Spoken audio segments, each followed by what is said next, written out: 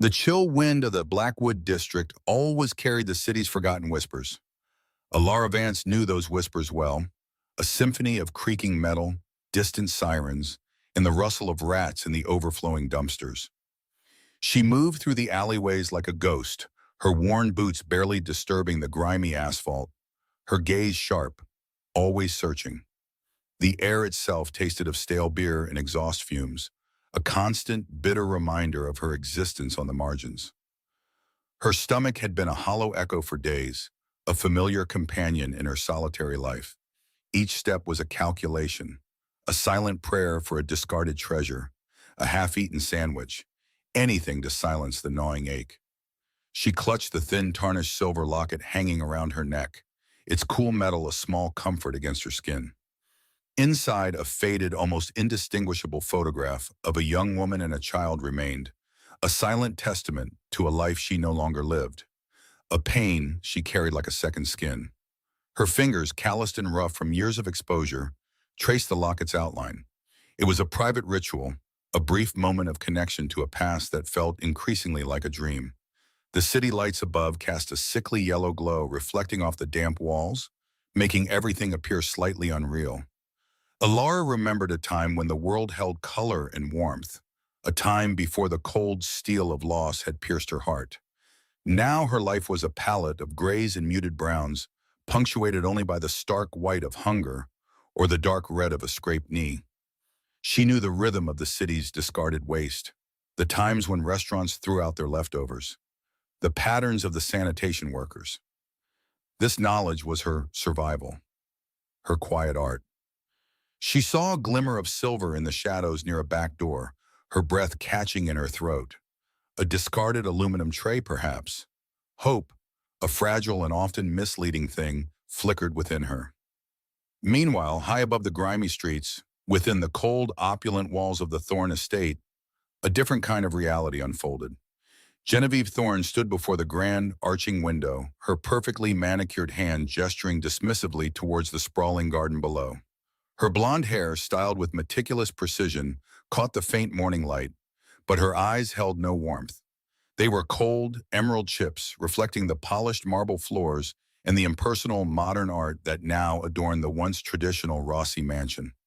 The scent of expensive perfume, sharp and clinical, hung heavy in the air.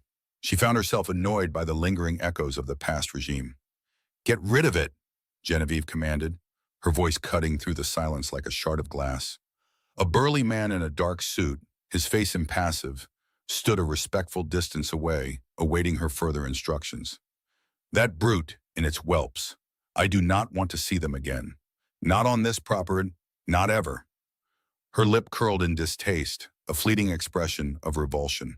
She had made it clear upon her arrival that the estate needed a complete overhaul, a purging of anything that reminded her of Salvatore Rossi, the former patriarch. And Salvatore's dog, Brutus, was a particularly unwelcome living relic. "But madam," the man began, a flicker of hesitation in his eyes. "Mr. Rossi was very fond of Brutus. He was loyal." The word loyalty seemed to catch in Genevieve's throat, a bitter taste. Loyalty was a sentiment she had no use for, especially when it pertained to a brute animal. "Loyalty," she scoffed, turning to face him fully, her expression hardening. "That creature is a dirty animal. It tracked mud through the foyer yesterday. And now," she added, her voice dropping to a dangerous whisper, "it has spawned more of its kind. Filth, I want them gone, immediately and permanently." Her gaze was unwavering, a silent threat embedded in her cold green eyes. The man understood. He nodded, a barely perceptible dip of his head. There was no arguing with Genevieve Thorne, not if one wished to remain in her employ, or indeed remain comfortable. He turned and left, the click of his expensive shoes echoing down the long, empty corridor. Genevieve watched him go, a faint smile playing on her lips. The old world was dying, and she was its eager executioner. The new era demanded clean lines, absolute control, and no sentimentality, especially not for a dog that belonged to a dead man. The thought brought her a perverse satisfaction. Back in the labyrinthine alleys, Alara had found her aluminum tray. It contained only a few hardened bread crusts, But even this was a small victory. She carefully collected them, tucking them into the worn canvas bag she carried. Her fingers brushed against the rough fabric of her jacket, a constant battle against the relentless cold that seeped into her bones. A faint, almost imperceptible sound caught his ear, a low, mournful whine that seemed to curl around the stagnant air. She paused, her head cocked, listening. It was not the usual city noise, not the cry of a stray cat or the distant honk of a car. This sound held a deeper note of sorrow, a profound loneliness. Curiosity, a dangerous companion in her line of life, pulled her forward. The sound seemed to emanate from behind a particularly large, overflowing dumpster, its metal sides streaked with grime and graffiti. A putrid smell, a mixture of rotting food and something else indefinable, assaulted her nostrils. She pushed aside a torn plastic bag, her heart quickening. And there he was, a massive Rottweiler, his once proud frame now gaunt and weary. His fur was matted, his deep brown eyes held an ocean of sorrow, and a prominent scar ran over one eye, a testament to past battles. This was no ordinary stray. This dog carried himself with a certain dignity, even in his current desolate state. Brutus, the name, though unknown to Alara, seemed to emanate from the day's very presence. He lay huddled, his powerful body trembling, not from cold alone, but from a profound grief that radiated from him like heat. His head was bowed over a small, shivering pile of fur. Puppies. Newborns no more than a few days old, tiny and utterly vulnerable. They whimpered, small, pathetic sounds that tore at something deep within Alara. Brutus lifted his head slightly, his eyes dark and intelligent, fixing on her. A low, guttural growl rumbled in his chest, a warning, a desperate plea. He was protecting his family. Alara froze, her hand instinctively going to her locket. She knew fear intimately. This dog could easily overpower her, could tear into her brain. But there was something in his eyes, a mirroring of her own pain, that held her rooted to the spot. His loyalty even now was palpable. He guarded his tiny, defenseless charges with every fiber of his being. The sheer injustice of it, a creature so magnificent, so clearly once loved, abandoned with his newborn family in this reeking, cold abyss, struck her with a force that made her own hunger momentarily forgotten. "It's all right, boy," she murmured, her voice soft, careful not to startle him. She took a slow, deliberate step back, showing him she meant no harm.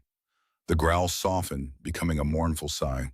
He was exhausted, starving, yet his protective instincts remained fierce. The cold gnawed at her exposed skin, but a different kind of chill settled over her. A cold indignation at the cruelty that had led to this scene. Who could abandon a creature like this, especially with such tiny, helpless babies? She imagined the callous hands, the indifferent hearts that could commit such an act. She crouched down slowly, keeping her distance, her eyes never leaving Brutus's. The puppies were so small, their little bodies twitching with cold and hunger. Their eyes were still closed, mere slits against the harsh alley light. They would not last long here. The thought was a sharp pang in her chest. She had seen too much death on these streets, too much suffering that she could do nothing to alleviate. But this was different. This was a family, trying to survive against impossible odds. Just like she was. Alara reached into her canvas bag, her fingers trembling slightly. The hardened bread crust felt like gold in her hand. She broke off a small piece, extending it slowly, gently, towards Brutus. "Here," she whispered, her voice husky with emotion. "For you, you need it." Brutus watched her, his gaze unwavering, suspicious. His nose twitched, catching the scent of the stale bread. His stomach rumbled audibly, a deep, hollow sound that spoke of days without sustenance. But he did not move, his focus solely on his puppies. He would not leave them, not even for food. A tear pricked at the corner of Alara's eye. It was a rare occurrence for her to cry, her emotions usually locked away, a necessary defense against the harshness of her life. But this scene, this raw display of loyalty and desperate vulnerability, broke through her carefully constructed defenses. She swallowed hard, the lump in her throat making her own hunger feel even more acute. She was so tired, so utterly weary of fighting for every scrap, every breath. Yet looking at this dog, this silent suffering protector, she felt a flicker of something she hadn't felt in a long time, a profound sense of purpose. Please, she pleaded softly, her voice barely a whisper, eat. You need your strength for them. She placed the small piece of bread gently on the grimy ground, then slowly, deliberately broke off another piece and placed it closer to the whimpering puppies. Perhaps the scent would entice Brutus. She knew the agony of an empty stomach, the way it warped your thoughts, made everything hazy with a single-minded need. But she also knew the unbreakable bond of protection, the instinct to sacrifice everything for those you loved. Brutus finally lowered his head, sniffing the bread. His eyes darted to Alara, then back to his puppies, a silent battle playing out in his intelligent gaze. He nudged the bread with his nose. Then with a hesitant, almost imperceptible movement, he snatched it up and swallowed it whole. He did not chew, he simply consumed it, his body clearly starved for any morsel. Ilara watched him, a strange warmth spreading through her chest despite the cold. It was a shared moment of vulnerability, of trust. She broke off another piece of bread, then another, placing them within his reach. Each time he devoured them with the same desperate speed. Her entire scavenged meal, her own lifeline, was dwindling rapidly. The last piece, the largest one, felt heavy in her hand. Her stomach screamed in protest, a sharp, insistent demand for its own due. But she looked at the trembling puppies, heard their soft cries, and then at Brutus, his eyes still holding that deep, unwavering sorrow, yet now laced with a flicker of gratitude. This dog, this magnificent, broken creature, was a reflection of her own unspoken pain. He had lost his master, his home, his sense of belonging. She had lost her family, her future, her very identity. They were both adrift, discarded by a world that had no use for their kind of loyalty or suffering. Sharing this last piece of bread was not just an act of charity, it was an act of recognition. A silent pact formed in the shadows of the Blackwood district. She placed the final crust before Brutus, feeling an unexpected, profound connection bloom within her chest, a fragile new tendril of hope in the desolate landscape of her heart. An unexpected warmth spread through Alara Vance as Brutus carefully ate the last breadcrumb. The alley's usual chill lessened, replaced by a quiet feeling she had not known in years. Her own stomach ached, but sharing the food quelled a deeper hunger. The air felt less suffocating now. Alara shifted, her coat rustling softly. Brutus's dark eyes flickered toward her, still wary, still heavy with grief. Yet his powerful shoulders eased slightly. The puppies whimpered, vulnerable in the harsh light filtering through grimy buildings. Ilara knew, with certainty, she could not leave them. They were fragile life she felt compelled to protect. Dawn painted the alley in cold, gray hues, offering no warmth. Ilara knew food was the immediate problem, then shelter. Her own needs came a distant third. She rose slowly, her joints protesting the cold, and whispered, "I will be back." Brutus watched her, a low rumble in his chest, a sound of guarded permission. The hunt for sustenance was a familiar ritual. Ilara moved with practiced efficiency, her gaze sweeping over dumpsters, discarded boxes, dark corners. The Blackwood district air carried 1,000 odors: stale beer, rotting fruit, spilled oil, uncollected refuse. She plunged her arm into a sticky bin behind a defunct bakery, feeling damp cardboard and something unidentifiable. Her calloused fingers sorted through detritus. A rock-hard bagel, a bruised apple, a spoonful of yogurt, potato skins for Brutus, and a pizza crust went into her scavenged canvas bag. Each find was a small victory against the gnawing fear of emptiness. Her stomach pinched, but she pushed it aside. The puppies needed milk. Brutus needed strength. She would not eat a scrap if it meant less for them. She moved through the labyrinthine alleyways. Worn boots made little sound on cracked pavement. Graffiti-scarred walls towered over her. She knew these paths, every shortcut, every hidden alcove, every patch of sunlight. City traffic hummed, punctuated by sirens, a sharp reminder of the chaotic world outside her hidden sanctuary. When she returned, her bag heavier, her heart lighter with the small bounty, Brutus was waiting. He lifted his head, tracking her every movement. The puppies shivered. "Look what I found," Alara murmured, kneeling. She softened bagel pieces with water and offered them to Brutus. He ate slowly, his eyes on hers, a silent pact forming. She sliced apple slivers for him also. For the puppies, she poured yogurt onto cardboard, then dipped her finger, letting each tiny mouth latch on. Their suckling filled her with fierce joy. She watched their small tails wag, their eyes still closed, a wave of affection washing over her. She stroked Brutus's head, first hesitant, then firm. He leaned into her touch, a grudging acceptance. The scar over his eye seemed less menacing now, like a badge of a hard life. The current hidden spot was too exposed. Wind whistled through the corrugated iron. Damp seeped from the ground. "We need somewhere better," she told Brutus, "somewhere dry and safe from the rain." Rain meant deadly cold for newborn pups. Her search for shelter was painstaking. She explored further down the alley, past dumpsters and crumbling walls. A defunct loading bay, half ajar, smelled of decay and rats. A forgotten corner behind a derelict warehouse offered a small, enclosed space sheltered by a leaning wall. It was grimy, dusty, but dry and out of the biting wind. She gathered materials, large cardboard pieces, old tarpaulins from a construction site, a stained but thick blanket. Her fingers ached, muscles protested, but she worked with single-minded focus. She cleaned the spot, sweeping debris with a broken broom, layering cardboard and tarpaulins into a crude barrier against the cold concrete. Moving Brutus and the puppies was delicate. She approached Brutus slowly, speaking softly.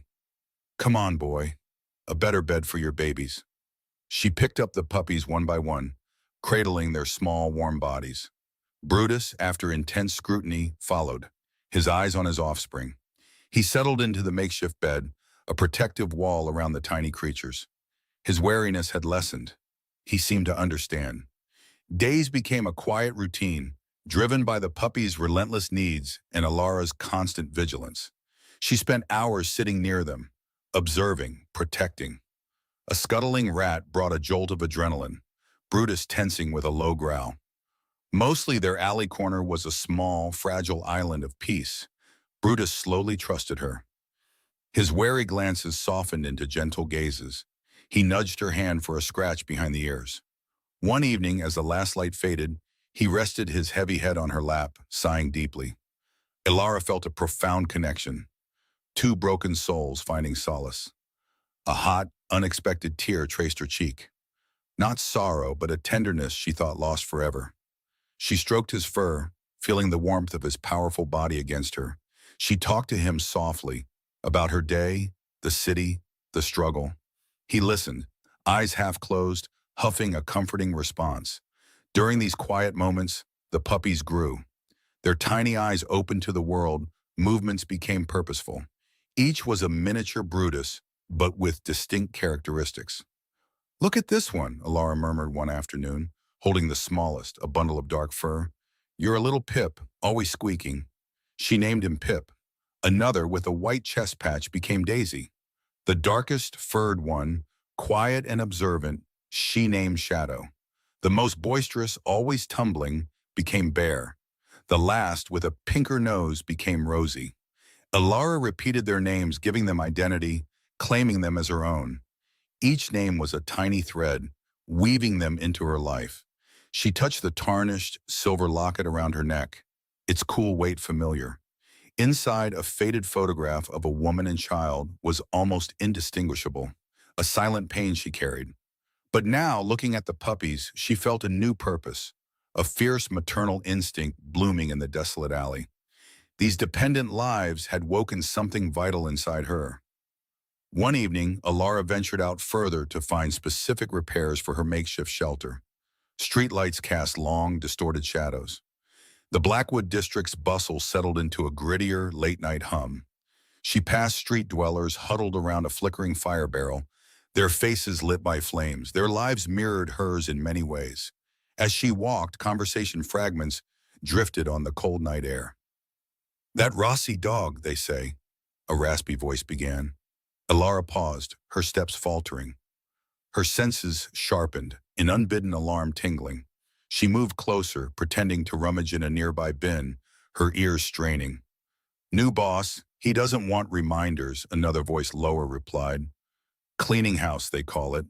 That Thorn woman, she's ruthless. She doesn't suffer strays. Heard they threw it out like trash, a third person muttered, pity and fear in his voice.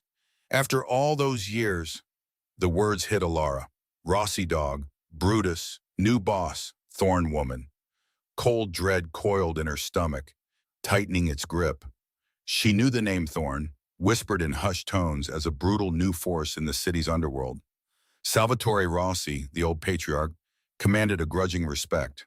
But this new boss and his fiancée, Genevieve Thorne, inspired a sharper, colder fear, utterly devoid of mercy. Whispers continued, painting a picture of merciless change. They say she ordered it herself, wanted him gone far away, didn't care what happened to it. A chill deeper than the night air swept through Alara. It was not just a discarded dog, but a symbol, a remnant of a past regime. If they wanted to erase every trace of Salvatore Rossi, then Brutus and his puppies were actively hunted. Her heart pounded, a frantic drum against her ribs.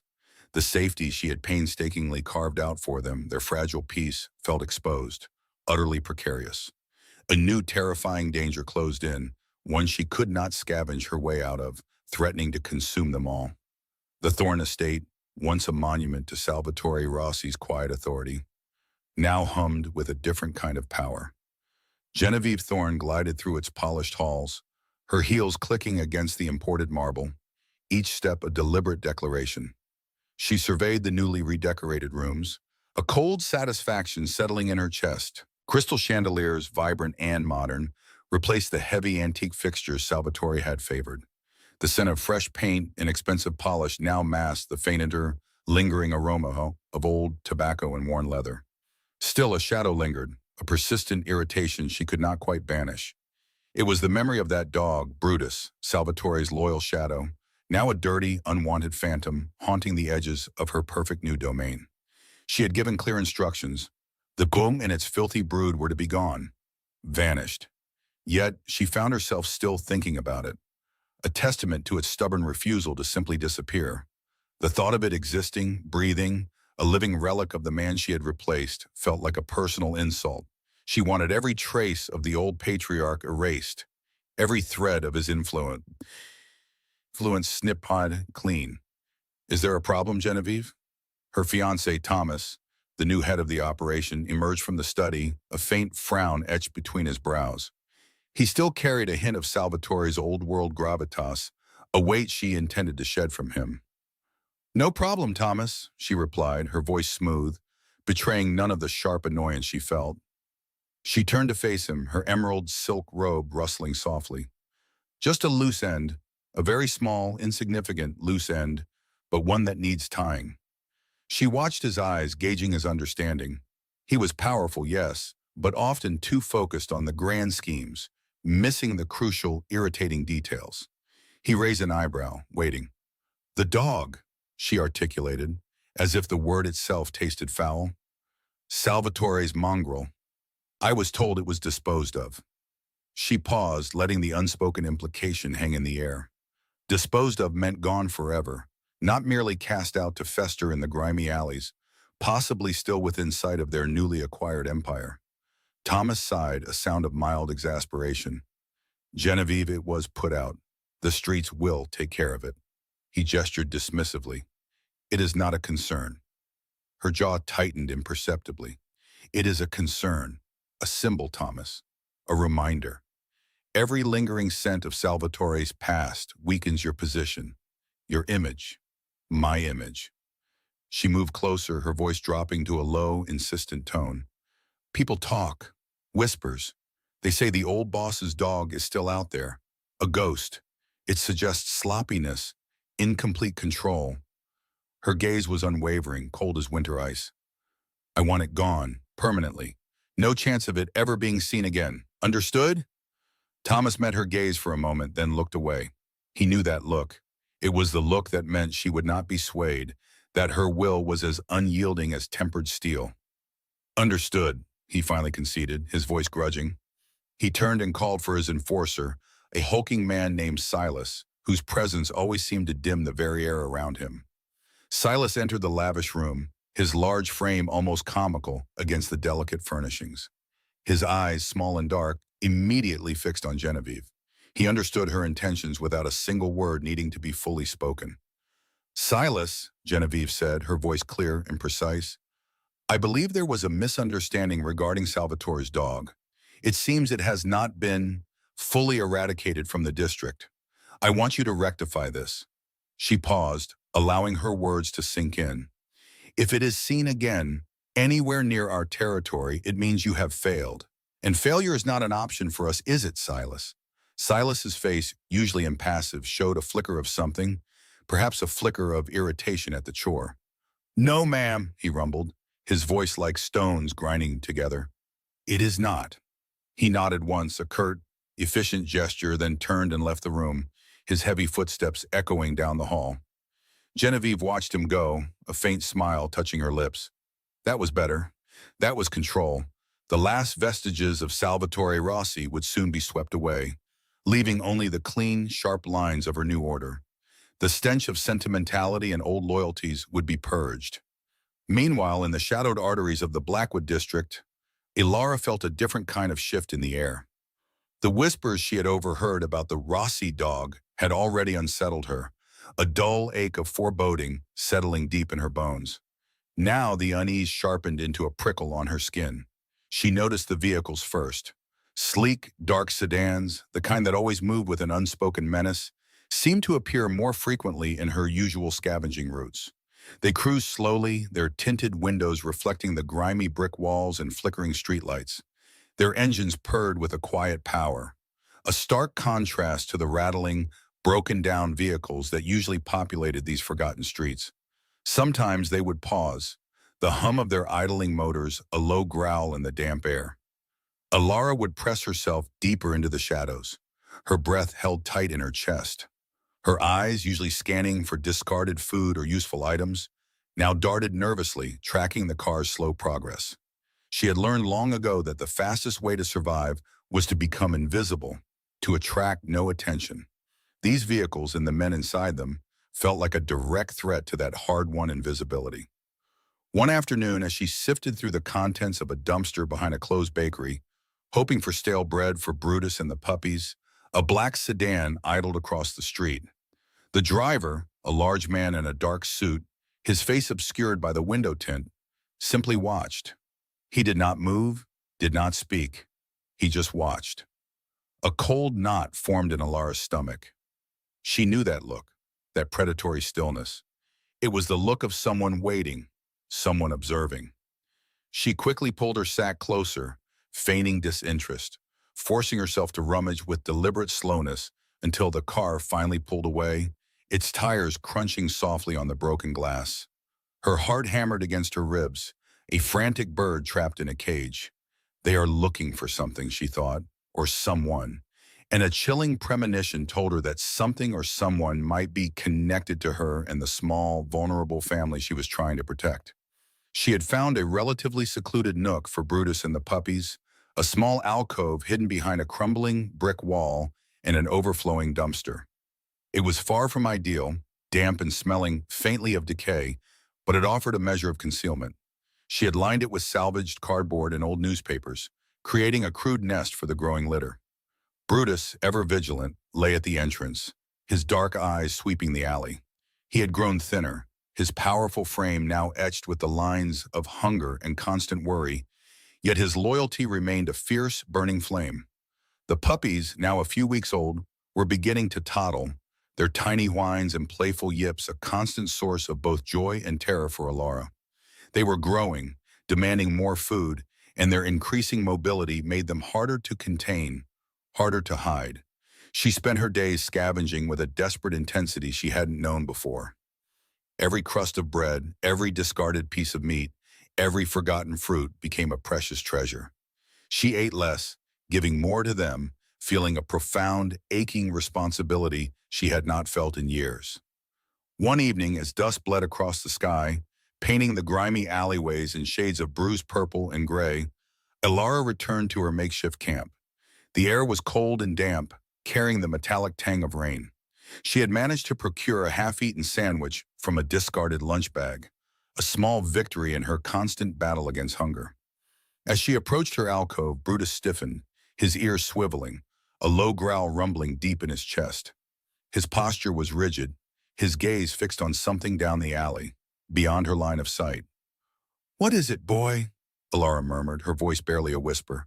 She crouched low, her eyes scanning the shadows, her hand instinctively moving to the makeshift knife she kept tucked into her belt. The alley was quiet, unnaturally so, save for the distant hum of city traffic. Then she saw it. A dark sedan, the same kind she had seen before, was parked further down the alley, its engine off, its presence a silent, watchful threat. A figure silhouetted against the dim streetlights stood by the car, just looking. They weren't approaching. Not yet. They were simply there, observing. The sheer audacity of it, parking openly near her camp, sent a shiver of pure dread down her spine. They knew, or at least they suspected. She felt a cold wave of fear wash over her, a clammy hand squeezing her heart. This wasn't just random patrols anymore. This was targeted. They were getting closer. The thought of Brutus, of the tiny, helpless puppies, filled her with a desperate resolve. She would not let them be harmed, not on her watch. Ilara waited, frozen, until the car finally pulled away, its red taillights disappearing around the bend. Only then did she allow herself to breathe, a ragged, shuddering gasp. She felt a profound sense of helplessness, a gnawing anxiety that threatened to consume her. She was one against many, a lone woman with nothing but her wits and a fierce love for a family she had only just found. Over the next few days, the presence of the dark cars became almost constant. They would drive by, slowly, deliberately. Men in dark suits, their faces grim, would sometimes walk the alleyways, their eyes sharp, missing nothing. Ilara had to become a phantom, moving only under the deepest cover of darkness, her every action calculated to avoid detection. She saw other street dwellers also becoming more wary, their usual boisterous chatter replaced by hushed conversations and anxious glances. The air itself seemed to vibrate with a new oppressive tension. She learned to move Brutus and the puppies to different hiding spots, each one more precarious than the last. Sometimes it was beneath a collapsed fire escape, other times behind a mountain of discarded tires. The puppies whimpered softly, confused by the constant disruption. But Brutus remained a stoic guardian, his body a shield, his presence a comfort. Ilara often found herself murmuring to him, sharing her fears, her voice a soft, broken whisper in the darkness. "They're looking for you, boy," she'd say, stroking his matted fur, feeling the warmth of his powerful body against her hand. "They want you gone." She felt a surge of bitterness. Why couldn't they just leave him alone? He was just a dog, a grieving, loyal creature. He posed no threat to their empire, their cold, calculating world. But then she remembered Genevieve's face, the iciness in her eyes, and she understood. It wasn't about threat, it was about erasure, about absolute, unyielding control. Her own past, a painful blur of loss and abandonment, echoed in the present situation. She had known what it felt like to be unwanted, to be cast aside. That's why she couldn't abandon Brutus, couldn't leave the puppies to fend for themselves. They were reflections of her own deepest wounds, and a chance for her to finally protect what she had once lost. This fragile, makeshift family had become her reason to keep fighting, her reason to endure. One particularly cold morning, the fog hung thick and damp in the alleyways, muffling the sounds of the city into a distant murmur. Alara had just returned from a fruitless scavenging trip, her stomach rumbling with hunger, her fingers numb with cold. Brutus and the puppies were nestled in a new spot, a forgotten utility closet behind a derelict warehouse, their warmth a small, fragile beacon in the pervasive chill. As she walked towards their hiding place, her eyes scanning the familiar graffiti-scarred walls, she saw it. On the crumbling brick wall, just beside the entrance to their alcove, fresh and stark against the faded paint, was a new image. It was crude, hastily done with a can of black spray paint, but its message was unmistakable. A rough, unmistakable silhouette of a dog, its head lowered, its body bulky, and slashed across its entire form, a thick, brutal cross. It was a sign, a symbol of eradication, a clear and chilling message. The paint was still wet, the fumes stinging her nostrils. It had been done very recently, perhaps even while she had been away, just moments before her return. Alara felt the blood drain from her face, leaving her skin cold and clammy. The crude drawing, so stark and violent, felt like a direct punch to her gut. It wasn't just a general threat anymore. It was personal. They knew where she was.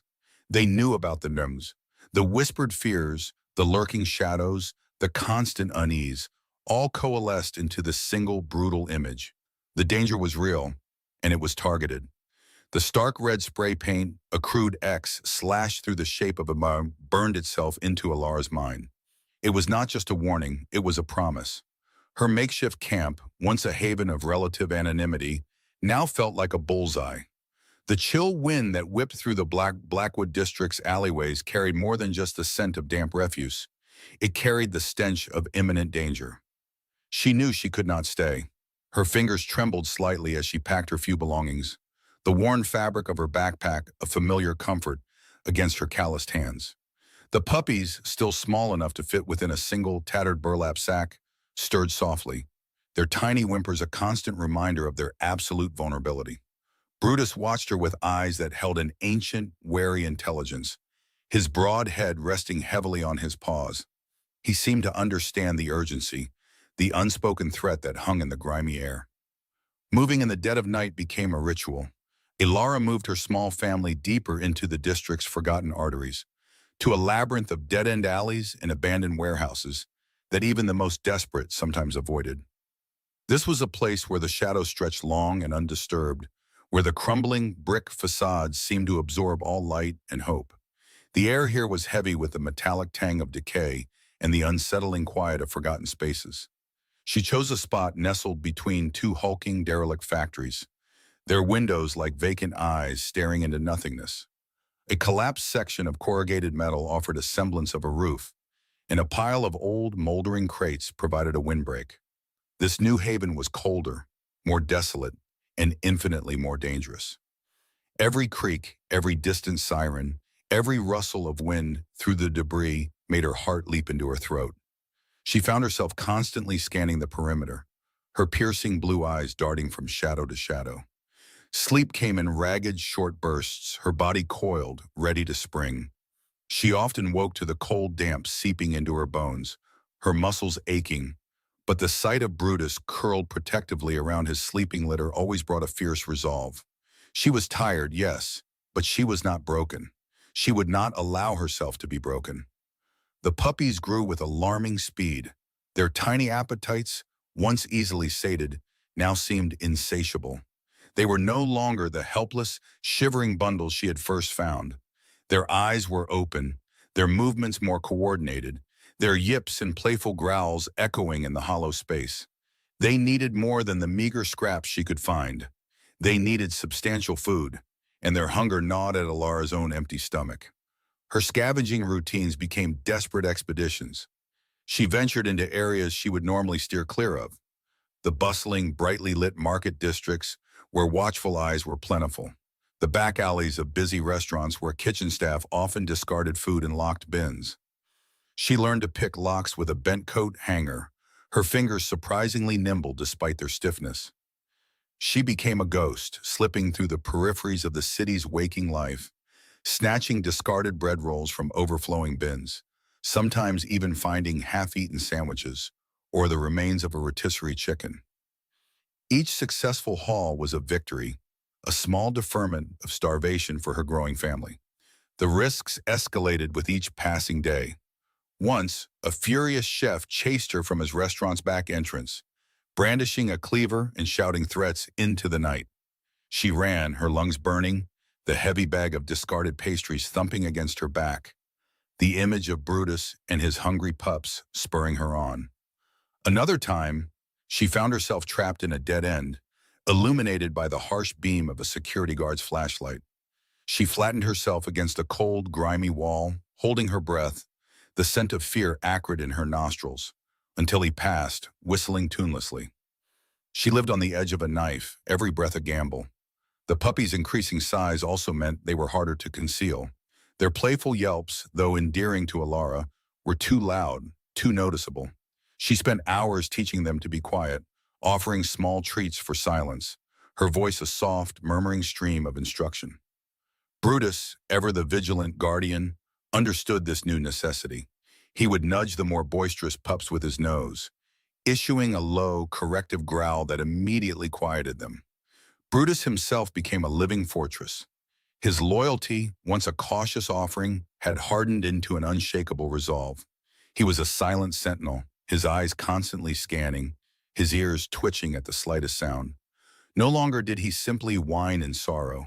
His growls were deep, guttural warnings, a sound that seemed to rumble up from the very core of the earth. Any stray cat, any curious rat, any unsuspecting human who wandered too close to their new hidden camp was met with a low, menacing rumble from the big Rottweiler. His hackles would rise, his scar over one eye seeming to deepen, making him an imposing, formidable figure in the gloom. Alara witnessed his ferocity firsthand. A young man, probably another street dweller seeking shelter, once stumbled too close, his footsteps echoing too loudly in the silent alley. Before Alara could even react, Brutus was on his feet, a low, continuous growl vibrating through the air. The man froze, a look of pure terror on his face as he stared at the snarling dog. He backed away slowly, his hands raised in surrender, and disappeared into the shadows without another word. Alara's heart pounded, but a wave of profound relief washed over her.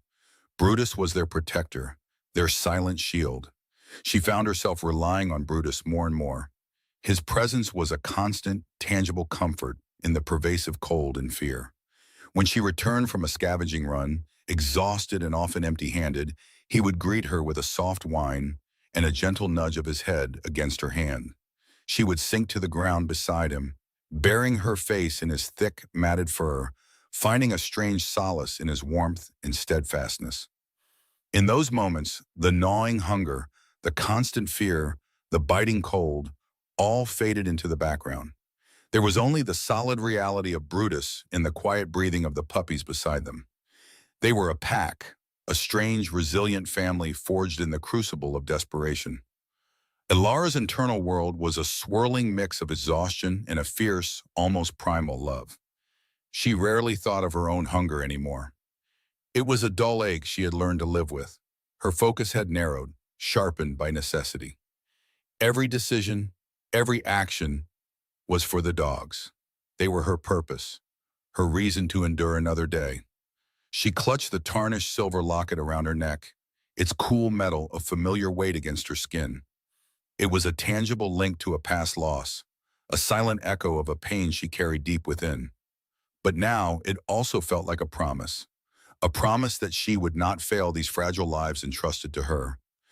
She would not let them go. One evening, as twilight bled into the deep purple of night, casting long, distorted shadows across the alleyways, Ilara huddled closer to the small, flickering flame of a scavenged candle. Its warmth was negligible, but its light was a small beacon against the oppressive darkness. Brutus lay beside her, the puppies nestled against his belly, their soft snores a lullaby. The air was still and held the promise of rain. Ilara shared the last piece of hard bread she had found, tearing it into small portions for the puppies, Brutus getting the lion's share. She watched them eat, a pang of hunger shooting through her, but overridden by the quiet satisfaction of seeing them fed. A faint sound, almost imperceptible over the distant city hum, made Brutus's ears perk up. His head lifted, his gaze fixed on the entrance to their alley. Ilara felt a prickle of unease crawl up her spine. Brutus let out a low, almost imperceptible growl, a rumble deep in his chest. He stood, his powerful body tensing, every muscle coiled. Ilara's hand instinctively went to the small, rusty pipe she kept hidden beside her, her only defense. The sound grew closer, the rhythmic crunch of heavy boots on gravel. A shadow detached itself from the deeper darkness of the alley entrance, growing larger, more distinct. It was a man, broad-shouldered and imposing, moving with a deliberate, confident stride. He carried no flashlight, relying on the ambient glow from distant streetlights that barely penetrated this forgotten corner of the city. He was Silas, one of Genevieve Thorne's enforcers on a routine patrol, his eyes scanning the derelict structures for any sign of life, any lingering trace of Sal Rossi's abandoned dog.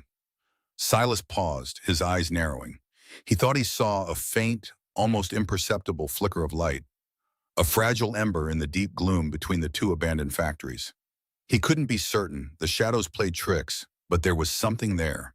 Then a large, dark silhouette momentarily shifted against the faintest glow.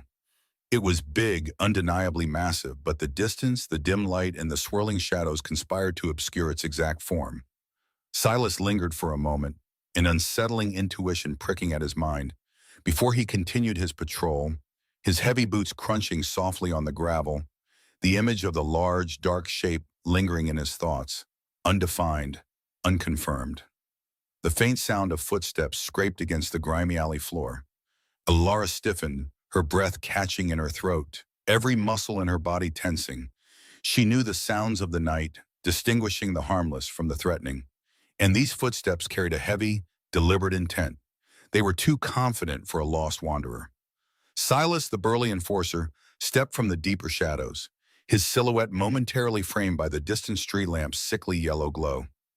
He moved with a predatory ease, his gaze sweeping over the makeshift shelters and overflowing dumpsters. Alara felt a cold knot tighten in her stomach. He was too close, closer than any of them had been before. The air grew heavy, thick with the scent of damp concrete and the unspoken threat he carried. A soft whimper, fragile and high-pitched, broke the strained silence. It came from beneath the torn canvas where the puppies huddled together, restless in their sleep. Ilara's blood ran cold.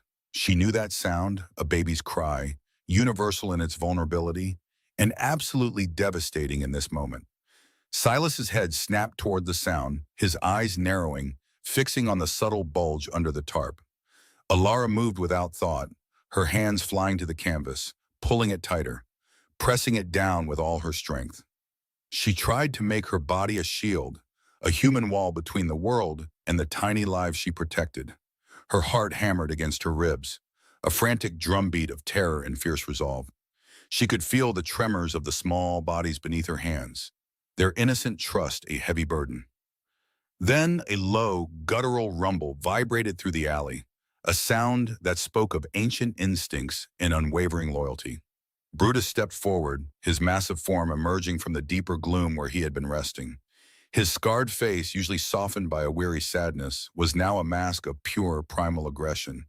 His lips curled back, revealing formidable teeth, and his dark eyes, usually filled with sorrow, blazed with protective fire. Silas stopped dead in his tracks, his casual stride broken. He had expected a stray, maybe a couple of mangy curs, but not this. Brutus was larger than he remembered, a formidable shadow of muscle and fury. The enforcer's hand instinctively dropped to his side, his fingers brushing against the cold steel of the pistol tucked into his waistband. The metallic click was barely audible, yet it echoed like a thunderclap in Alara's ears. "Stay back." Alara's voice was a ragged whisper, but it carried a steel edge. Her eyes met Silas's, refusing to waver. She saw the flash of recognition there, the moment he connected the dog to the warning. The warning meant for her. This was no random encounter.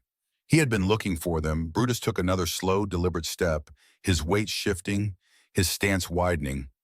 Every hair along his spine bristled, a dark mane of defiance. A deeper growl emanated from his chest, a sound that promised violence if provoked. Alara could feel the power radiating from him and a protective force she had come to rely on. He was her shield, her sentinel. Silas stood his ground, a calculating glint in his eyes. He was a man accustomed to dominance, to fear, to having his orders followed. This woman, this street phantom, and her monstrous dog were an unexpected obstacle. He assessed Brutus, then Alara, her gaunt face defiant, her blue eyes refusing to break contact. He saw something in her gaze that mirrored the dog's ferocity, a stubborn will that would not bend easily. The air thrummed with unspoken threats. A silent battle of wills played out in the shadowed alley. The stench of stale refuse, usually so familiar, now seemed amplified, almost suffocating. Alara could taste the metallic tang of fear in her mouth, but she swallowed it down. She would not show weakness. Not now, not with Brutus standing guard, not with the fragile lives of the puppies depending on her. "What are you doing here, woman?" Silas's voice was rough, an attempt to assert control. He tried to project indifference, but Alara saw the slight tension in his shoulders, the way his eyes flickered between her and the dog. He was not entirely unafraid. No one was entirely unafraid of a Rottweiler like Brutus, especially when it stood between them and its family. Alara said nothing. She only stared, her gaze unwavering, her jaw set. She knew words were useless here. Any explanation would only give him more leverage, more information. Silence was her weapon, her defiance a shield. Her mind raced, searching for an escape, a way to de-escalate, but her body remained rigid, prepared for the inevitable confrontation. Brutus let out another low growl, a warning rumble that seemed to vibrate through the very ground. His powerful frame was coiled, ready to spring. He was a living barrier, an embodiment of pure loyalty. Alara felt a surge of gratitude for the animal, a deep, aching appreciation for his courage. He had lost his master, his home, everything. Yet here he was, ready to fight for her, for these tiny, helpless creatures. Silas's eyes flickered to Brutus's bared teeth, then back to Alara's face. He knew the dog was serious. He also knew the risks of engaging a large, aggressive animal in a confined space, especially one so clearly bonded to a human. A bullet might stop the dog, but not before it inflicted damage.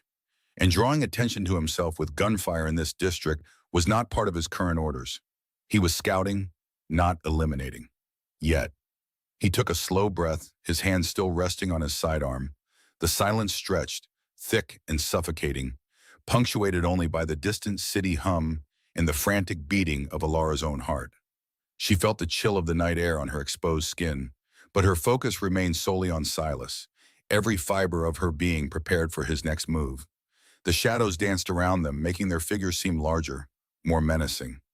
Silas let out a frustrated sigh, a small, almost imperceptible sound of annoyance. He weighed his options. He could press the issue, try to push past them, but the dog's resolve was clear. The woman's was too, and he was alone. Getting scratched or bitten would be a nuisance, a mark of weakness in the circles he moved in. He did not want to return to Genevieve Thorne with a dog bite and no results. He took a small step back, then another, his gaze never leaving Brutus's burning eyes. The dog remained poised, a statuesque guardian, his growl rumbling deep in his chest, a constant, low threat. Alara felt a tiny spark of relief, a fragile hope flickering in the darkness, but she dared not relax. This man was dangerous, calculating. He might retreat, but he would remember. "This isn't over," Silas muttered, his voice low, almost a hiss. He turned slowly, his eyes sweeping over the makeshift shelter one last time. His gaze lingered on the hidden bulge beneath the tarp, the faint impression of small forms. Then on Brutus, and finally on Alara's unwavering blue eyes. He absorbed every detail, every nuance of their desperate sanctuary. The suspicion in his eyes was palpable, a chilling mark left on their hidden corner of the world. The chill seeped into her bones, even in sleep. But it was not the cold of the alley that shook Alara awake. It was the echo of a tiny, trembling hand in her own, a hand she could not hold tight enough. The dream had been a familiar, cruel visitor. She stood by a window, the glass streaked with rain, watching a small figure disappear into the vast gray distance. A child no older than 4, wrapped in a thin, worn blanket, walking away without a backward glance. Alara tried to call out, her throat raw and useless, her lungs seizing with a desperate, silent plea. The image blurred, then sharpened, showing the child turn into a shadow, swallowed by the city's indifferent gloom. Each time, the ache in her chest felt fresh, a wound that refused to heal. A whimper from beneath her arm jolted Alara back to the present. One of the puppies, the smallest, was stirring, nestling closer to Brutus's vast, warm side. She ran a calloused hand over the soft fur, feeling the rapid pulse beneath. Her own heart still pounded a frantic rhythm against her ribs. The dream always left her breathless, a cold knot of dread twisting in her stomach. It was a memory, not exactly as it had happened, but distilled into its purest pain, the crushing weight of helplessness, the failure to protect what was most precious. She had lost one once, long ago, in a different life. That was a burden she carried, a silent scar that throbbed with every beat. She would not lose another. Not now, not ever again. The sun had not yet risen, but a faint, bruised light was beginning to paint the sky above the jagged rooftops. Alara could taste the metallic tang of fear and determination in her mouth. Silas's eyes, cold and assessing, had burned into her mind long after he had retreated into the shadows. He had seen something, enough to mark this spot, enough to know there was something hidden. The air around them felt thinner, charged with an unspoken threat. The city, usually her shield, was now becoming a cage. Every distant siren, every rumbling truck, every shouted word from a passing street cleaner now carried a note of menace. She pulled the warm blanket tighter around herself, her gaze sweeping over the makeshift shelter. Brutus lay curled protectively around his litter, his deep brown eyes, usually full of sorrow, now alert and watchful. He was a sentinel, a silent promise of defense. The puppies, still so small, wriggled and chirped, oblivious to the tightening noose of danger. They depended on her, utterly. Just like that child in her dream, they were fragile, vulnerable, and in need of fierce, unwavering protection. A fresh wave of resolve washed over her, chilling her blood and hardening her resolve. She would not let them suffer the same fate as her past. She would not watch them disappear into the urban void. Staying was no longer an option. The alleyways, once a refuge, had become a trap. The walls that had offered anonymity now felt like they were closing in, ready to squeeze the life out of them. She needed to move, to break free from the watchful, cruel eyes that sought them out. This decision, born of fear and fierce love, settled deep within her, a cold, hard stone. It was not a choice, but an imperative. The city demanded a sacrifice, and she refused to offer her newfound family. The only way out, the only chance for escape, lay with her old van. It sat in a forgotten corner of the Blackwood district, a relic of a life she no longer lived, a monument to broken dreams. A faded blue Ford Econoline, it had been her home for a time, then a storage locker, and finally a stationary piece of the urban landscape, slowly decaying. It was a wreck, truly. The tires were flat, the engine had seized months ago, and rust bloomed like dark flowers across its peeling paint. But it was hers. It was freedom, or the promise of it. Alara rose stiffly, her joints protesting the cold, her mind already racing through the complex machinery of escape. The van was a mountain to climb, a puzzle with 1,000 missing pieces. She had nursed it before, patched its wounds, listened to its groans. She knew its temperament, its weak spots. But this time, it was more than just keeping it running. It was about resurrection. It was about creating a sanctuary on wheels, a moving fortress against the encroaching darkness. She needed tools, parts, fuel, and a miracle. The sheer impossibility of it would have crushed a lesser spirit, but Alara felt a strange, fierce exhilaration. This was a purpose, a challenge she could grip with both hands. She would not just survive, she would fight for their survival. Her first task was a reconnaissance mission. She had to assess the damage to the van, mentally cataloging what she needed. The puppies were too young to leave, and Brutus would not be separated from them, so she would have to go alone, returning frequently to check on them, to reassure Brutus with her presence in the scent of the alley. She moved with a renewed sense of urgency, her steps purposeful, her eyes scanning every shadow, every heap of discarded metal for anything that might be useful. The city's detritus, usually a source of despair, now appeared as a treasure trove of potential. The van stood like a forgotten giant, half hidden behind a derelict warehouse, its windows opaque with grime. It smelled of stagnant air, old oil, and a faint, lingering scent of her past life. Alara ran her hand over the cold, pockmarked metal of the door. The rust felt like an old friend, a familiar texture. She opened the creaking side door, revealing the interior that had once been her world. A thin layer of dust covered everything, obscuring the faded fabric of her makeshift bed, the small, rusted camping stove, the empty shelves. It was a ghost ship, waiting for its captain. Her eyes moved to the engine bay, the heart of the beast. She pulled a rusty wrench from a forgotten toolbox under the driver's seat, its metal cold and heavy in her palm.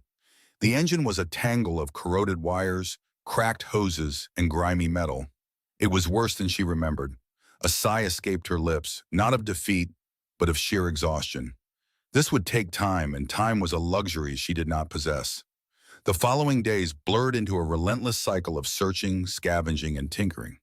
Alara became a phantom in the city's underbelly, her gaunt figure flitting through junkyards, abandoned construction sites, and the back alleys of auto repair shops. She learned to spot discarded parts with an almost supernatural intuition, her eyes trained to recognize the glint of usable copper wire, the curve of a functional hose, the gleam of a clean bolt.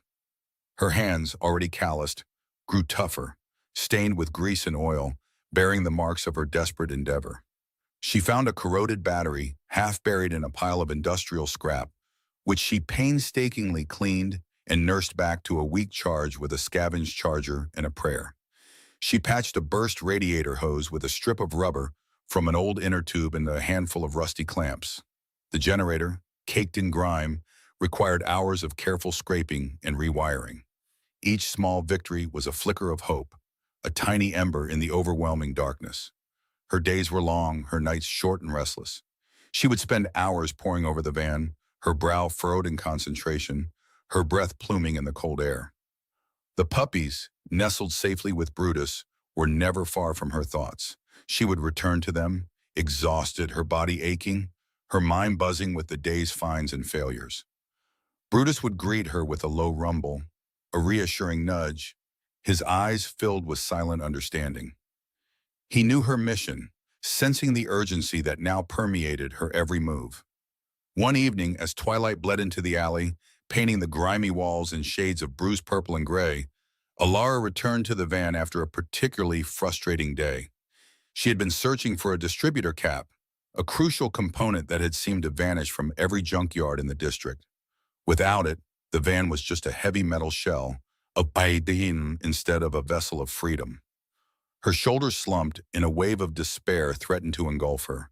She sat on the worn driver's seat, the cold metal seeping into her skin, and closed her eyes. The image of the child in her dream flickered behind her eyelids, that tiny receding figure. No, not this time. She forced herself to breathe, slow and deep. There had to be one somewhere. This city was a graveyard of discarded things, a repository of forgotten dreams. Her survival depended on finding it, their survival. She pushed herself up, her resolve stiffening her spine. She needed to think differently, to look where others would not. The mainstream junkyards were too picked over, too organized. She needed something more chaotic, more forgotten. A memory stirred, a faded map in her mind of a place she had only glimpsed once, years ago. A truly derelict lot, beyond the usual scavenging routes, rumored to be a private graveyard for ancient, forgotten vehicles, too old or too damaged for standard recycling. It was on the outskirts of the Blackwood district, bordering the industrial zone, a place that even the most desperate scavengers avoided because of its sheer inaccessibility and the stories of its dangerous, isolated nature. The next morning, Alara set out before dawn, leaving Brutus with strict instructions to guard the puppies. The journey was long, taking her through unfamiliar, crumbling streets, past factories that had long since fallen silent, their windows gaping like empty eyes. The air grew heavier, thick with the smell of decay and forgotten industry. She walked for what felt like hours, her eyes constantly scanning, her senses hyper-alert. The city's noise receded, replaced by the whisper of the wind through skeletal trees and the distant clang of metal. Finally, she saw it. A rusted chain-link fence, partially collapsed, guarded what looked like an ocean of scrap. Cars, trucks, and vans from every decade were piled high, some crushed beyond recognition, others standing like hollowed-out behemoths, their paint faded to ghost-like hues. It was a chaotic, beautiful mess, a testament to time's relentless march. The ground was uneven, treacherous with hidden shards of glass and twisted metal. Alara stepped through a gap in the fence, her heart pounding with a strange mixture of apprehension and hope. The silence here was profound, broken only by the creak of rusting metal and the crunch of her boots on the debris. She moved carefully, her eyes darting from one vehicle to another, searching for the familiar shape of an old Econoline, or anything that might house the parts she needed. The sun, now high above, cast long, distorted shadows, making the junk seem to writhe and shift. She climbed over a stack of flattened cars, their interiors exposed to the elements, filled with dust and dead leaves. The smell of decaying upholstery and old oil hung heavy in the air. Time stretched, each minute feeling like an hour as she meticulously inspected engine after engine, her fingers growing numb from the cold metal. Despair gnawed at the edges of her resolve. This was a fool's errand, she thought, a desperate gamble. Just as she was about to give up, her gaze fell upon a cluster of older vans, half buried in a mound of earth and shattered concrete. One in particular caught her eye. Its paint was completely gone, leaving only the dull gray primer, but its silhouette was undeniably similar to her own van. A surge of energy coursed through her veins. This was it. It had to be. With renewed vigor, she scrambled towards it, her breath catching in her throat. The engine bay was a disaster, overgrown with weeds, but there, nestled deep within the corroded tangle of wires and hoses, she saw it, a distributor cap. It was encrusted with rust and grime, but the shape was right. The sheer, improbable luck of it stole her breath away. Her fingers, trembling with a mixture of disbelief and elation, reached out. It was stuck fast, fused to its ancient engine by years of neglect, but it was there. With a grunt, she pulled at it, twisting and prying with a borrowed screwdriver, her muscles straining. A sharp metallic snap echoed through the junkyard. The part came free, gritty and cold, but whole in her hand, a small, crucial piece of a seemingly impossible puzzle, found in a forgotten corner of a graveyard of broken dreams, a glimmer of hope in her desperate task. The scent of stale oil and rust clung to Alara Vance, a perfume of desperation and stubborn hope. Each wrench turn was a battle fought in the deep quiet of the alley, a silent groan escaping her lips as another stubborn bolt yielded to her will.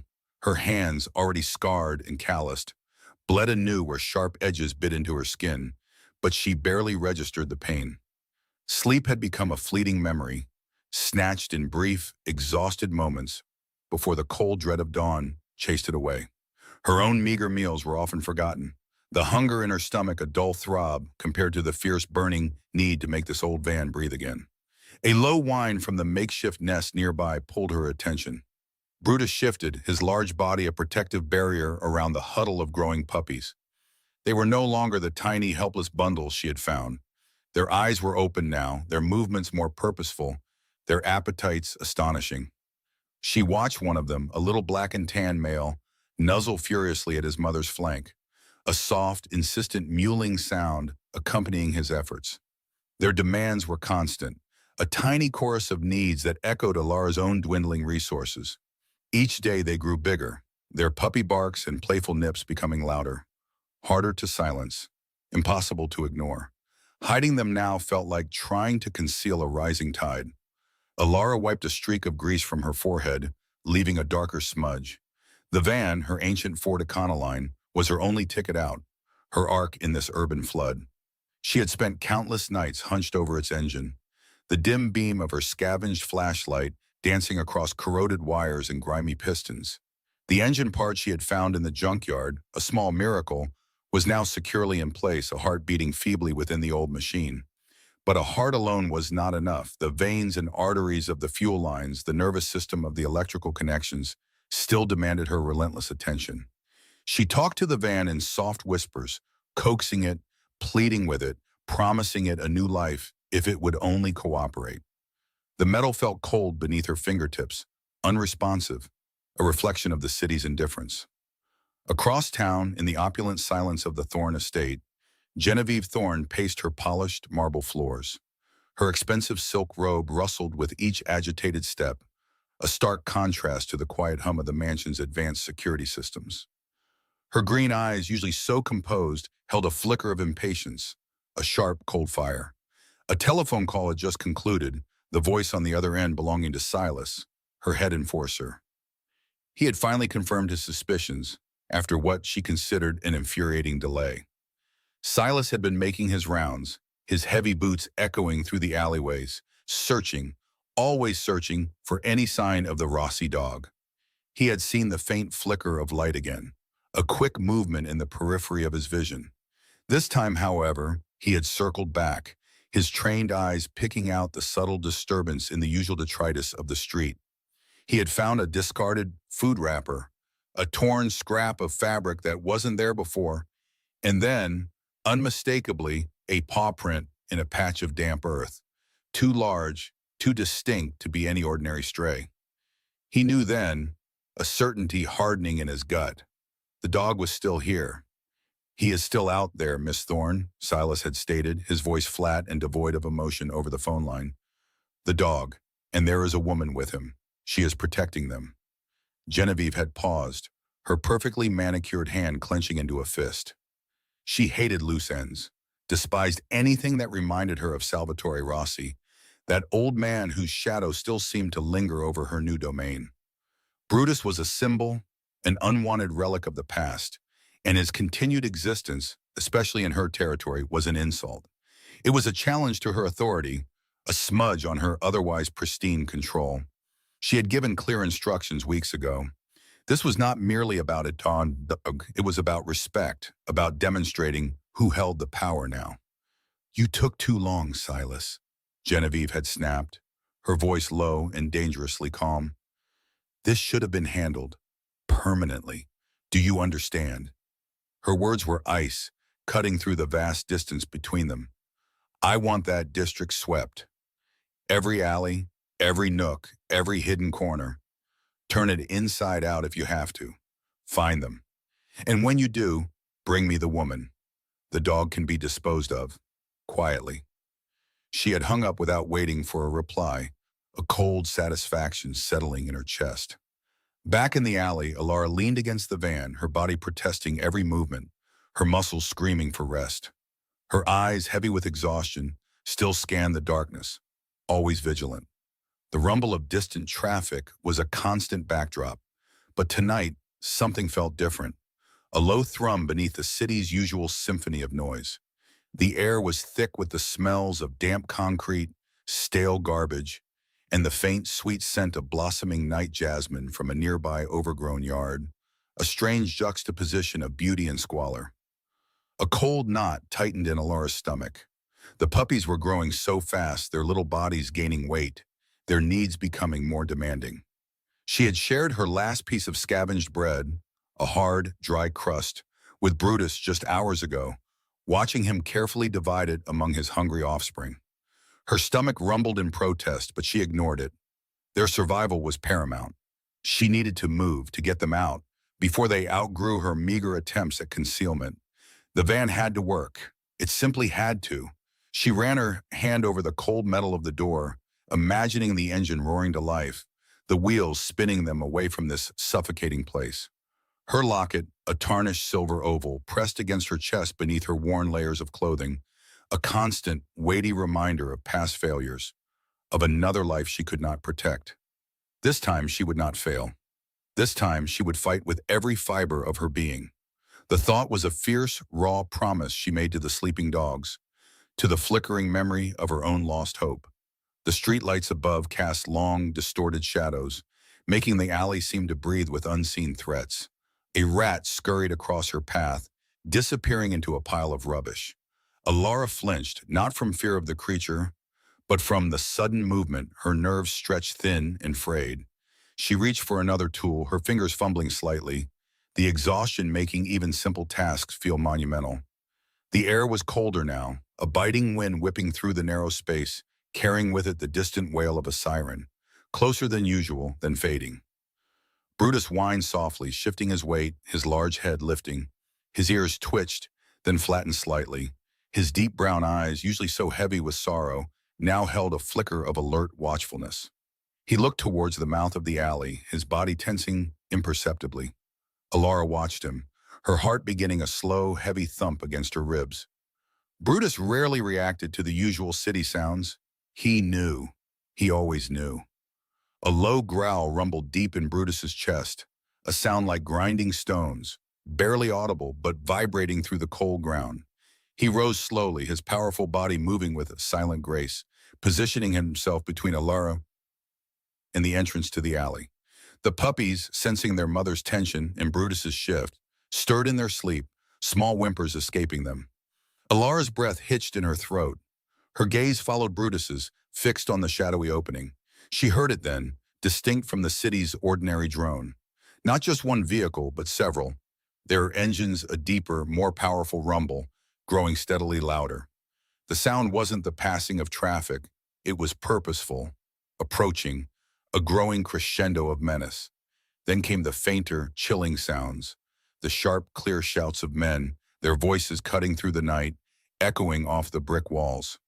They were not distant. They were here. They were closing in faster than she could have ever imagined. The distinct rumble Alara heard had grown into a chorus of approaching engines, a sound that ripped through the cold night air. Shouted orders, sharp and undeniable, echoed through the alleyways now, no longer distant but closing in. Alara felt a chill deeper than the night's bite crawl up her spine. Her heart hammered against her ribs, a frantic bird trapped in a cage. They were here. She pressed herself against the grimy wall, every muscle in her body tensed. The air grew heavy with the scent of diesel in a metallic tang she recognized as danger. A beam of light sliced through the darkness at the alley's entrance, followed by another, then several more, like predatory eyes scanning the shadows. Men in dark suits, their silhouettes bulky and menacing, spilled into the narrow passage. Their boots crunched on the loose gravel and broken glass, each step a hammer blow against Alara's fragile peace. "Check every corner!" a voice barked, rough and familiar. It was Silas. Alara's breath hitched. His flashlight beam danced across the graffiti-scarred walls, briefly illuminating a discarded mattress, then a stack of overflowing bins. She knew their target. They weren't looking for her. They were looking for Brutus, for the puppies. The thought sent a jolt of ice through her veins, crystallizing her resolve. She would not let them take her family. From the makeshift shelter, a low growl rumbled, a deep, protective sound that vibrated through the damp ground. Brutus. He sensed the threat, his instincts screaming danger. The puppies, nestled in their blankets, whimpered softly, their tiny sounds almost lost beneath the growing commotion. Alara's fingers instinctively tightened on the tarnished silver locket hidden beneath her worn shirt, a quiet prayer for strength. She could almost feel the phantom weight of a small, trusting hand in hers, a memory that fueled her defiance. She would not fail these innocents again. The enforcers moved with chilling efficiency, their flashlights probing every nook and cranny. One beam edged closer to the puppy's hiding spot, making the shadows dance. Alara knew she had only seconds. Panic threatened to overwhelm her, a cold wave washing over her senses. She needed a diversion, something big, loud, and immediate. Her eyes darted around, landing on a precarious stack of empty wooden crates near an overflowing dumpster. It was crude, it was risky, but it was all she had. Taking a deep, shuddering breath, Alara pushed off the wall, moving with a desperate, silent grace honed by years of navigating the city's underbelly. She crept towards the stack of crates, her worn boots making hardly a sound on the grimy pavement. The beams of the flashlights seemed to converge on her position, drawing closer, closer. She could feel the prickle of their presence on her skin, hear their guttural exchanges, unintelligible but full of menace. With a sudden, violent shove, Alara sent the entire stack of crates crashing to the ground. Wood splintered, metal clanged, and a cascade of empty bottles shattered with a deafening cacophony. The noise exploded in the confined alleyway, reverberating off the brick walls, a chaotic symphony designed to shock and disorient. Shouts of surprise erupted from the enforcers, their flashlights whipping towards the sound, momentarily abandoning their systematic search. "What was that?" Silas roared, his voice thick with annoyance and a hint of alarm. The diversion worked. All eyes, all beams, were now focused on the site of the crash, away from the whimpering puppies. This was her window. This was her chance. Alara didn't hesitate. She scrambled back towards the makeshift shelter, her heart pounding a frantic rhythm against her ribs. She was dimly aware of a sharp pain in her palm where a splinter had dug deep, but she ignored it. There was no time for pain. "Brutus!" she called out, her voice raw, laced with urgency. It was a risk, a terrible, open call in the midst of her enemies, but she had no other choice. She needed him to move. Now. "Brutus, come!" The big Rottweiler didn't hesitate. He burst from the shelter, a dark, powerful shadow against the dimly lit alley. He moved with a speed that belied his weariness, his massive frame a shield for the terrified puppies scrambling behind him. Their tiny legs were a blur as they followed their father, their soft whimpers rising to a frightened chorus. Alara knew the sound would attract attention, but she had committed. There was no turning back. A sharp crack echoed through the alley, then another. Gunfire. The sound ripped through the air, sending shards of terror through Alara's mind. She tasted iron and dust, fear a bitter tang on her tongue. The enforcers, realizing they had been tricked, had begun to fire. Their bullets ricocheted off the brickwork, sending sparks flying, a deadly dance of light and shadow. Alara flung herself forward, her arms outstretched, a human shield for the dogs. "This way, Brutus," she yelled, her voice strained, barely audible over the chaos. She didn't look back. She couldn't. Her focus was solely on the old Ford Econoline, her battered, beloved van, now a beacon of hope in the storm. It stood a mere 20 feet away, its faded blue paint a stark contrast to the dark suits and flashlights.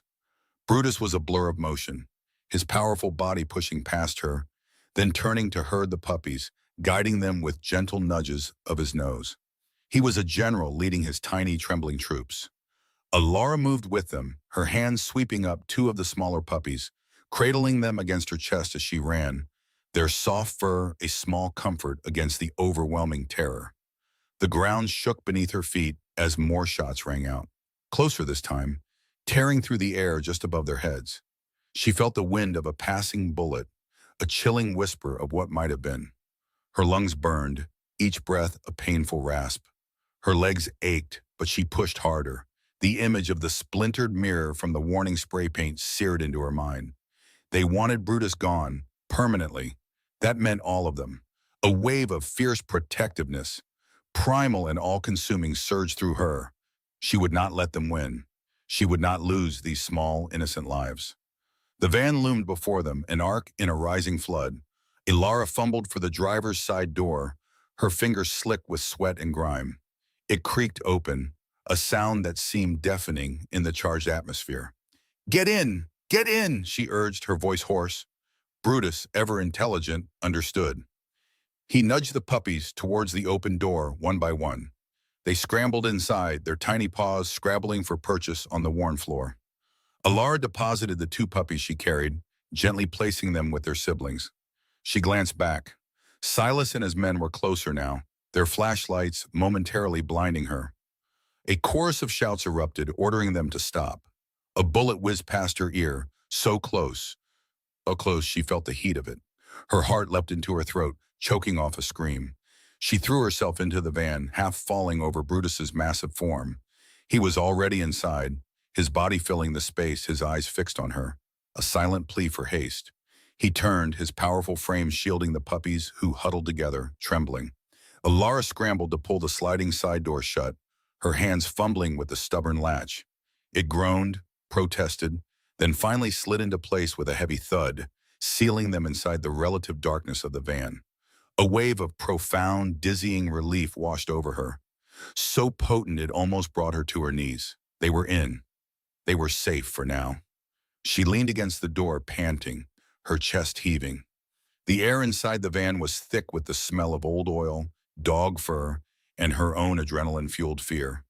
She pressed her forehead against the cool metal of the door, trying to steady her racing heart. Suddenly, a deafening crack ripped through the quiet of the van. The side mirror, a faded, slightly rusty rectangle that had faithfully reflected countless alleyways and forgotten roads, exploded inward. A shower of sharp, cold glass shards rained down, embedding themselves in the doorframe, in the worn fabric of the seat, and across Alara's face and hair.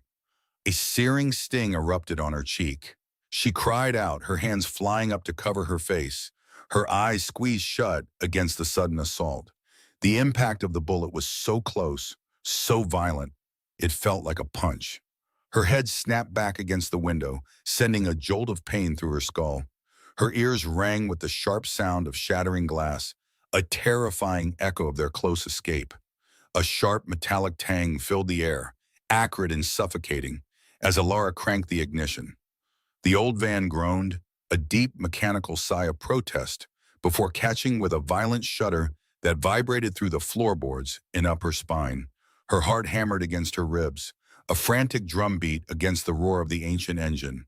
She could feel the vibration of the entire vehicle, a living beast coming to life beneath her desperate hands. The van's sudden surge forward threw her back against the worn seat, the tires spitting gravel as she careened out of the makeshift camp. Her hands clenched around the steering wheel, knuckles white, guiding the vehicle through the narrow, twisting alleyways.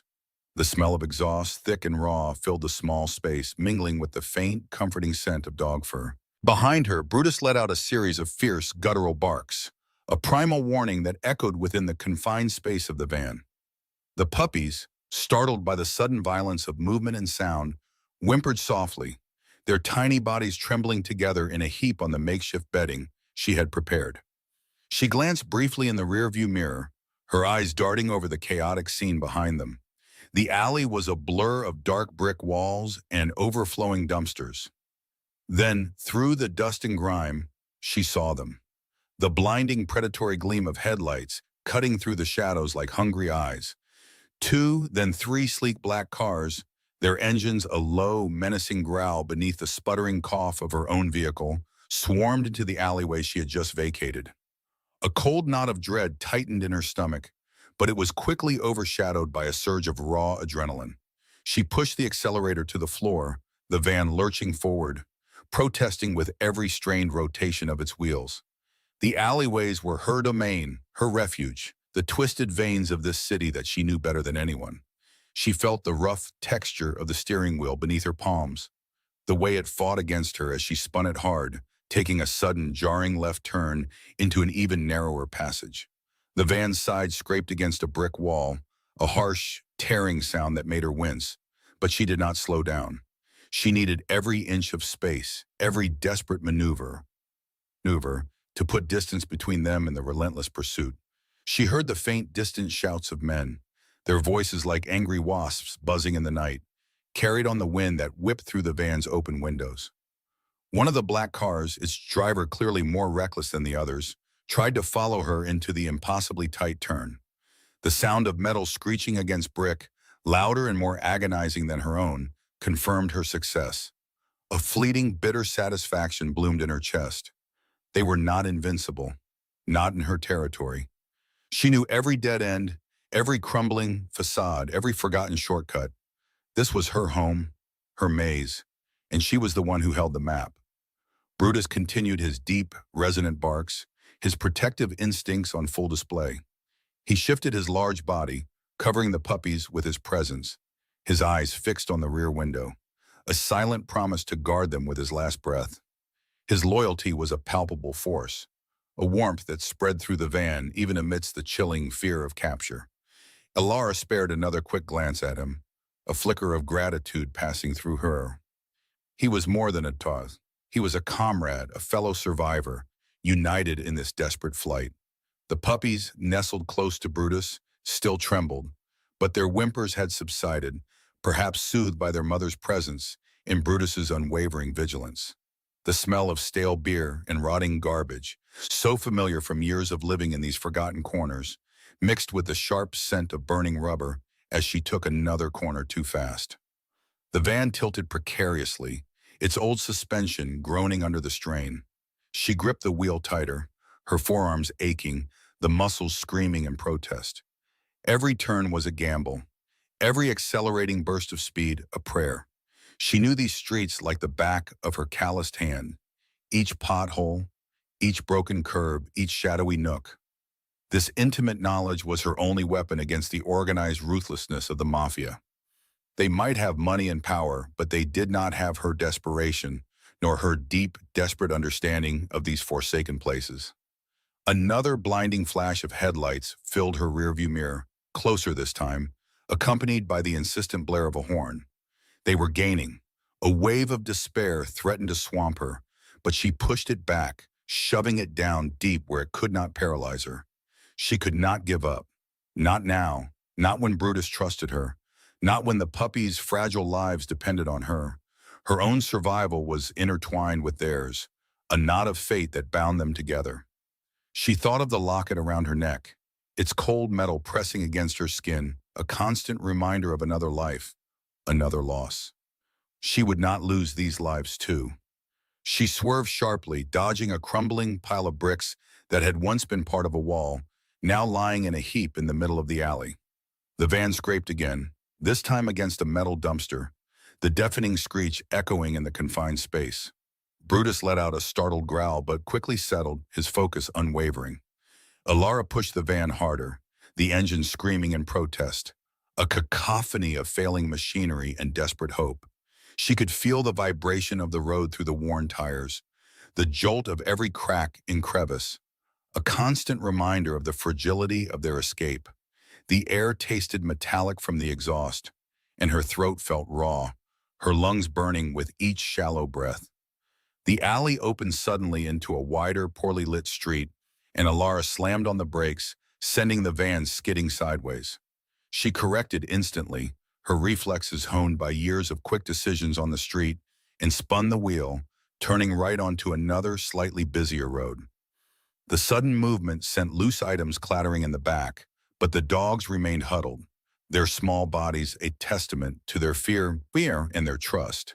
She could hear the faint sound of sirens now, not directly behind them, but in the distance, a general city warning, or perhaps a call related to the mafia's pursuit. It was impossible to tell. All she knew was that she had to keep moving, to keep outrunning the darkness that chased them.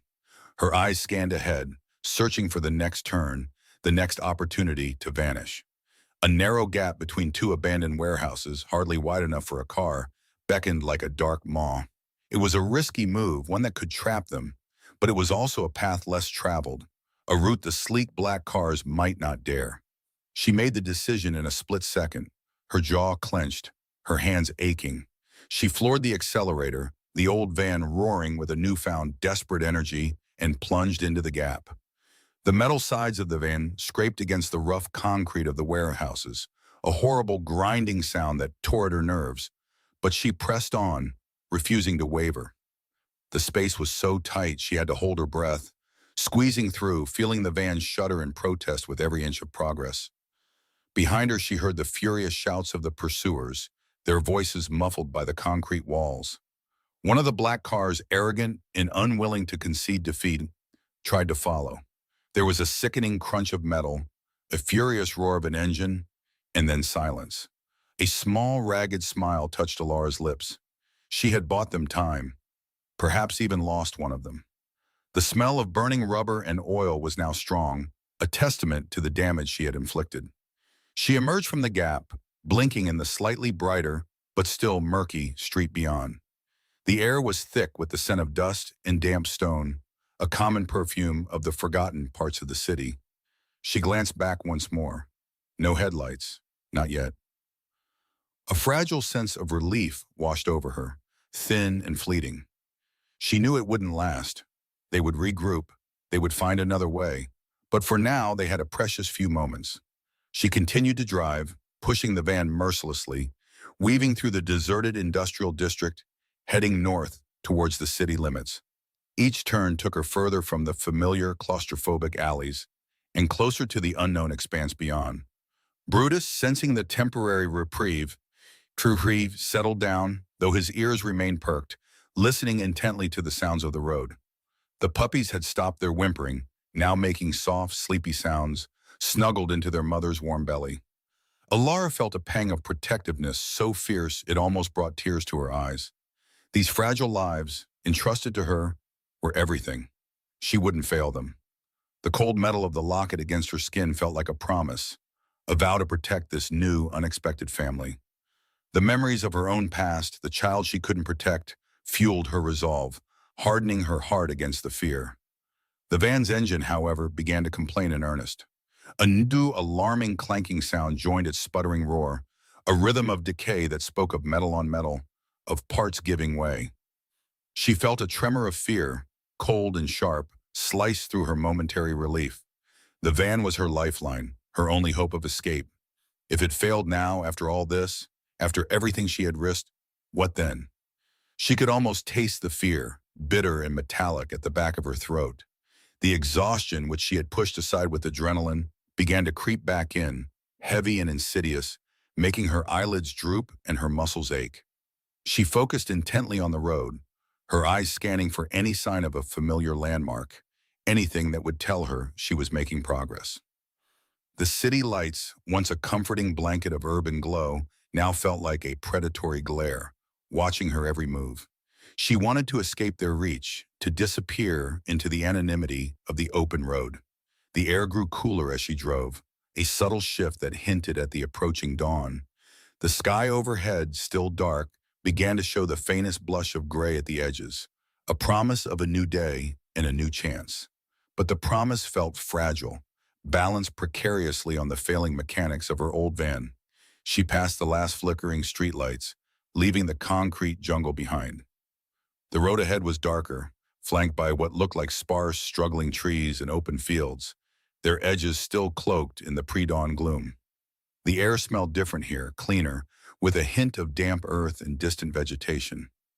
It was a welcome change from the stench of city refuse, a breath of fresh air after the claustrophobia of the chase. She dared to hope, just for a moment, that they had made it.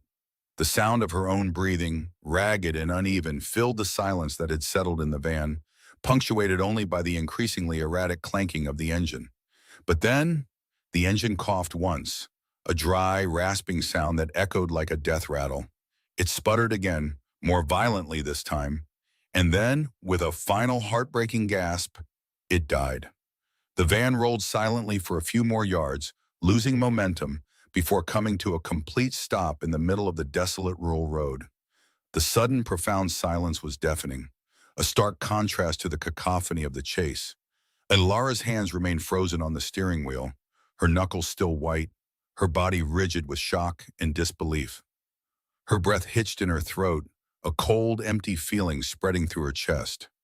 The last remnants of night clung to the landscape, but the eastern sky was now a soft, bruised purple, streaked with the pale gold of the rising sun. The first rays of dawn, cold and weak, touched the horizon, illuminating the vast emptiness of the road ahead. There were no buildings, no streetlights, only endless fields stretching into the distance.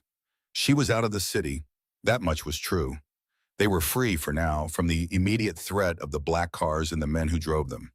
But freedom had come at a heavy cost, and now they were stranded, utterly alone with a dead van and an uncertain future.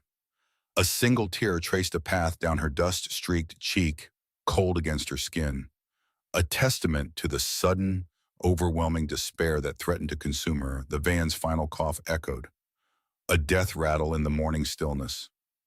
Alara gripped the wheel, listening to the engine die into absolute silence. The vehicle sat lifeless on cracked asphalt, flanked by endless fields under the pale rising sun. Exhaust smoke still hung in the air, a ghost of their desperate escape. The silence that followed was immense, broken only by her heart's rapid thump. Freedom arrived with a sputter, not a roar. It tasted like dust, smelled of diesel. She rested her forehead against the steering wheel, deep exhaustion washing over her. The adrenaline drained, leaving her spent. Her muscles ached. Every fiber craved rest and food, a peace impossibly far away. A soft whine from the back pulled her back. Brutus shifted, his large body a comforting weight against the partition she had installed. His dark, intelligent eyes met hers in the mirror, reflecting steady loyalty. He seemed watchful, a silent anchor. The puppies nestled in blankets, whimpered, stirring from uneasy sleep. Their hunger knotted her own empty stomach. Alara pushed upright, her body protesting. The fuel gauge needle lay flat on E. Her stomach growled, an insistent ache her companion for days. Food was a distant memory. She peered through the windshield, taking in their surroundings. The road stretched ahead, a desolate path cutting through parched fields. No houses, no gas stations, no sign of life for miles. They were alone, marooned. A dry, humorless chuckle escaped her. "Well, Brutus," she whispered, her voice rough. "We made it out. Now what?" The question hung, vast as the horizon. Their situation pressed down. The city's dangers were behind them, but the open road presented its own brutal challenges. Fear coiled in her gut. She had saved them from one monster, only to face another: starvation. She opened the van door, rusty hinges groaning. The crisp morning air bit at her skin. The sun offered little warmth. She stepped out, sneakers crunching on gravel. The landscape was browns and muted greens, an endless expanse of farmland punctuated by trees. The scent of dry earth and distant decay filled her nostrils. This stark contrast to the city's alleyways held its own quiet menace.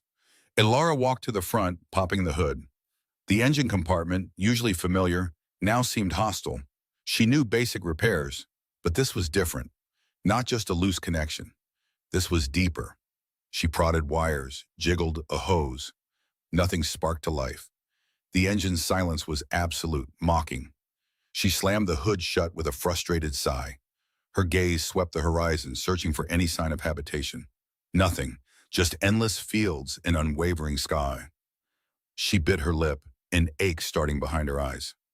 Usually this situation brought resignation, but the whimpers from the van spurred her on. She could not give up, not after risking everything. She decided to walk.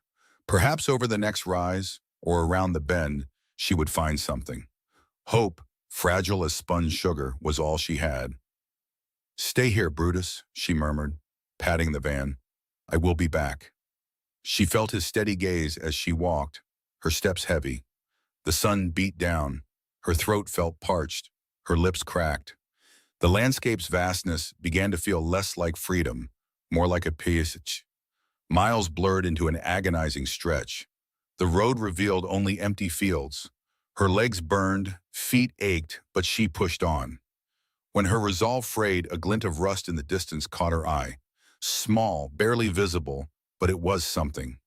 She trudged towards it, her heart thudding with desperate hope. As she drew closer, it resolved into an abandoned farmstead. The barn sagged, its roof collapsed. The farmhouse stood derelict, windows like vacant eyes. A wave of potent relief almost buckled her knees. This was not a gas station, but it was potential. Old farms often held forgotten treasures. She moved with renewed purpose, weariness forgotten. The air was thick with decay, old wood and dry hay. The silence was absolute, save for insects and wind through broken glass. She approached the barn cautiously, scanning for anything useful. Inside, dust motes danced in shafts of light from the roof. The floor held debris, ancient tools, and skeletons of farm equipment. A rusted-out tractor, engine block exposed, sat in one corner. This was her target. She knew the van's engine was an old Ford Econoline. Some parts, even if not identical, might adapt. She began to rummage, calloused fingers sifting through grime and rust. Hours passed in intense focus. She worked methodically, brow furrowed. The labor was immense. She pried off rusted bolts, wrestled heavy metal, navigated decaying structures. Sweat beaded on her forehead, mingling with grime. Her hands, already rough, became raw, scraped, and bruised. But with each small victory, each salvaged piece, satisfaction flickered within her. She found a corroded fuel line that, with modification, might serve as a temporary replacement. She discovered a small, dented jerry can, empty but clean. And then, beneath old tarps, she uncovered a dusty toolkit. Rudimentary, but it held essential wrenches and pliers. A rare, fleeting smile touched her lips. It was a lifeline. By the time she started back, the sun began its descent, painting the sky orange and purple. The bankboy, heavy with scavenged metal and tools, grew heavier with each step. Her body screamed in protest, but her mind held fierce determination. She had a plan, however precarious. She had hope, however fragile. Reaching the van, Ilara saw Brutus sitting patiently, head cocked, eyes tracking her. A soft sigh of relief escaped her. He was there. They were safe, for now. She sank to the ground beside him, leaning against the warm metal. He nudged her hand with his wet nose, a silent question, a comforting gesture. She ran her fingers through his coarse fur, finding solace in his solid presence. "I got some things, boy," she murmured, her voice hoarse. "Enough, maybe." She showed him the tools, the fuel line. He sniffed them, then looked back, his eyes conveying humbling trust. The puppies, hearing her voice, stirred, jostling. Their hunger was palpable. She had no food, that was the stark truth. With the last daylight, Ilara set to work. The toolkit proved invaluable. She jury-rigged the old fuel line, bypassing the failed section. It was a crude fix, temporary, but a chance. Her fingers, stiff and sore, fumbled. The acrid smell of gasoline filled the air. She worked with focused intensity, aware of dwindling light, growing chill, and the puppy's insistent whimpers. Finally, with a grunt, she tightened the last clamp. She stepped back, wiping her hands on worn trousers. She climbed into the driver's seat, heart pounding. She turned the key. The engine coughed once, twice, then sputtered to life with a shaky rumble. It was a glorious sound, the most beautiful music in days. A shaky laugh escaped her, bordering on a sob. They had a chance. The engine was imperfect, prone to fits, but it ran, enough to get them moving, to find fuel, food. She drove slowly, cautiously, listening to every cough. The sun dipped below the horizon, leaving the sky a deepening indigo, dotted with hesitant stars.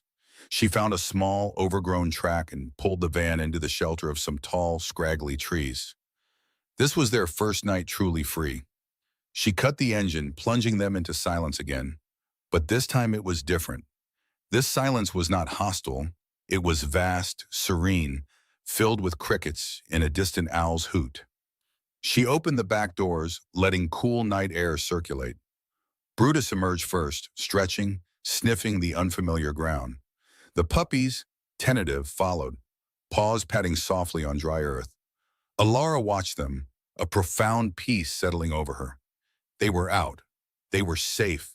The city's shadows, the threat of capture, Genevieve and her enforcers, all seemed impossibly distant, like a bad dream. She knelt, gathering the puppies close, their tiny bodies warm against hers. Their whimpers lessened, replaced by soft snuffles as they explored. But the peace was fleeting. Hunger's gnawing ache reminded her of their precarious reality. She had no food for herself, only meager kibble for Brutus and the puppies. It barely quieted their immediate hunger. The cold, star-filled sky offered no shelter, no promise of food. Their vulnerability pressed in, an unspoken fear.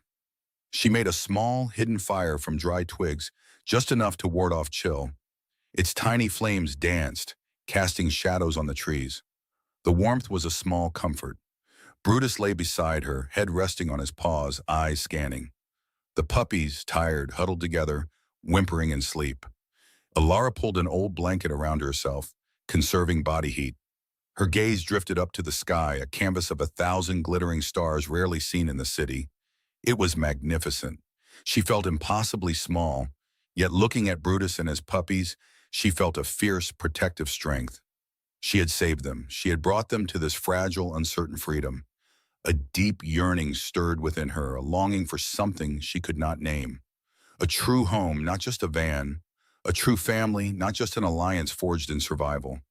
The tarnished silver locket, always around her neck, felt heavy. She touched it, tracing the faded photograph's outlines.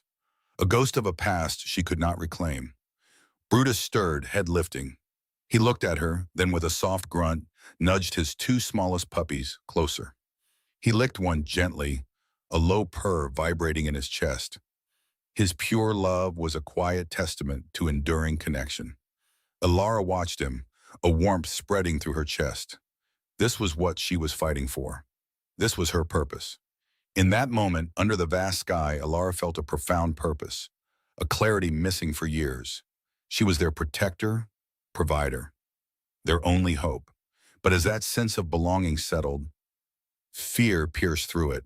The future was a vast, empty road. She had no idea where they were going or how they would survive.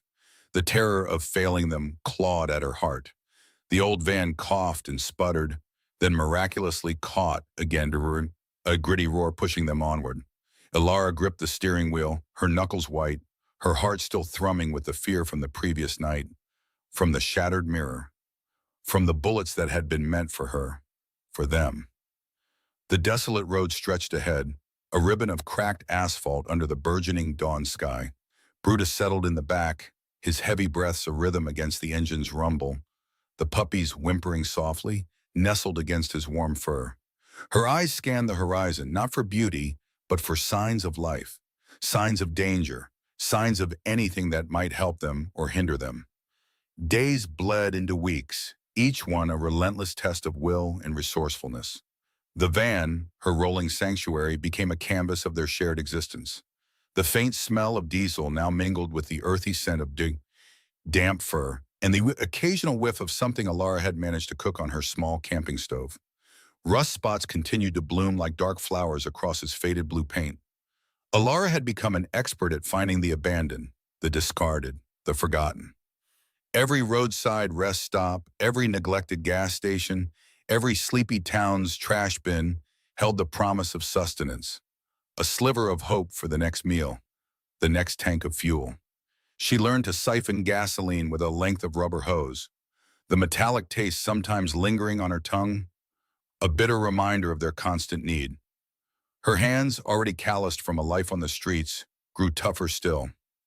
She learned to check the oil, to patch a tire with whatever she could find, to coax the old engine back to life with a prayer and a well-placed whack.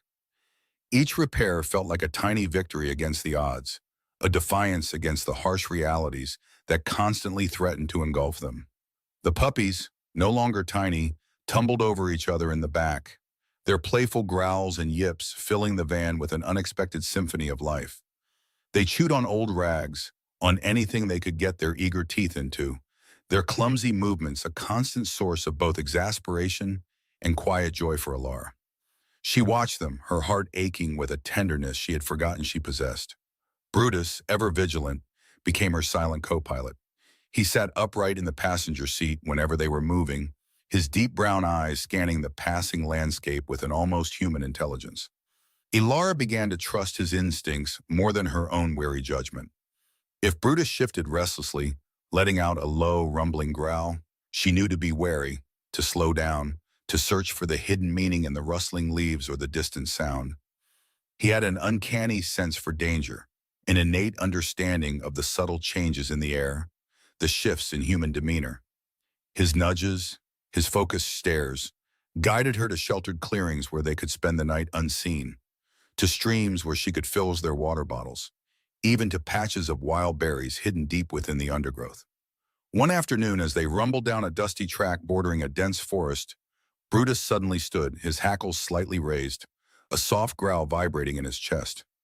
Alara, her senses instantly heightened, followed his gaze. Through the trees, she saw the glint of sunlight off metal, heard the faint, distorted sound of human voices. It was not a sound of welcome. Her heart gave a hard thump against her ribs. Without a word, she turned the van sharply off the track, driving through a tangle of brush and low branches, the vehicle groaning in protest. She found a thicket of pines, their branches dense and low, offering a perfect, if temporary, hiding spot. She cut the engine, the sudden silence heavy, broken only by the thudding of her own pulse and the soft breathing of the bison. Brutus remained tense, his head cocked, listening. After what felt like an eternity, the voices faded. The metallic glint vanished. Alara let out a slow, shaky breath. "Good boy, Brutus," she whispered, stroking his powerful head. "Very good boy." He looked at her, his dark eyes knowing, then licked her hand, a rough, comforting gesture. The puppies, growing bigger and bolder with each passing day, were a constant reminder of the life she was fighting for. Their names, Shadow, Ember, Rogue, and Finn, had become ingrained in her daily language. They were a handful, a joyful, demanding handful. Alara spent hours teaching them to stay quiet when strangers were near, to come when called, to respect Brutus's authority. She often found herself smiling, a rare and genuine curve of her lips, watching them chase butterflies in a sun-dappled field or wrestle playfully with Brutus. Their unbridled exuberance was a stark contrast to the grim reality of their existence, a splash of vibrant color in her otherwise gray world. She would watch them, a profound sadness sometimes washing over her, remembering the child in the tarnished locket she still wore, a ghost of a past she could never escape. Then, one of the puppies would nuzzle her hand, its tiny tail wagging furiously, and the pain would recede, replaced by the fierce, urgent need to protect what she now had. Sometimes the hunger was a dull ache, sometimes a sharp, gnawing pain. Alara learned to ignore it, to push it down, focusing instead on finding food for her canine family. She became adept at identifying edible plants, at foraging for wild berries and nuts. Though these were never enough, she would sometimes trade small, salvaged items at remote gas stations for stale bread or cans of cheap beans. There were times, desperate times, when she would leave the puppies with Brutus, his growl a low warning to stay put, and venture into small towns, trying to look as inconspicuous as possible. She would try the back doors of bakeries, the overflowing bins behind grocery stores, her stomach churning with a mix of shame and necessity. One crisp autumn morning, the air carrying the scent of wood smoke and damp leaves, Alara pulled the van into a tiny, sleepy town, the kind of place where time seemed to move slower, where everyone knew everyone else. She needed water and perhaps, if luck was on her side, something more. As she cautiously approached a small general store, a woman with kind, crinkled eyes in a flour-dusted apron emerged, carrying a box of day-old pastries. Alara's mouth watered, her stomach clenching. She tried to avert her gaze, to simply pass by, but the woman caught her eye. "Looks like you've been on the road a while, dear," the woman said, her voice soft, not judgmental. "You look like you could use a bite." She held out a pastry, a flaky apple turnover, still warm. Alara hesitated, her ingrained suspicion battling with the raw hunger. She hadn't been offered kindness like this in years, not without an expectation attached, not without a price.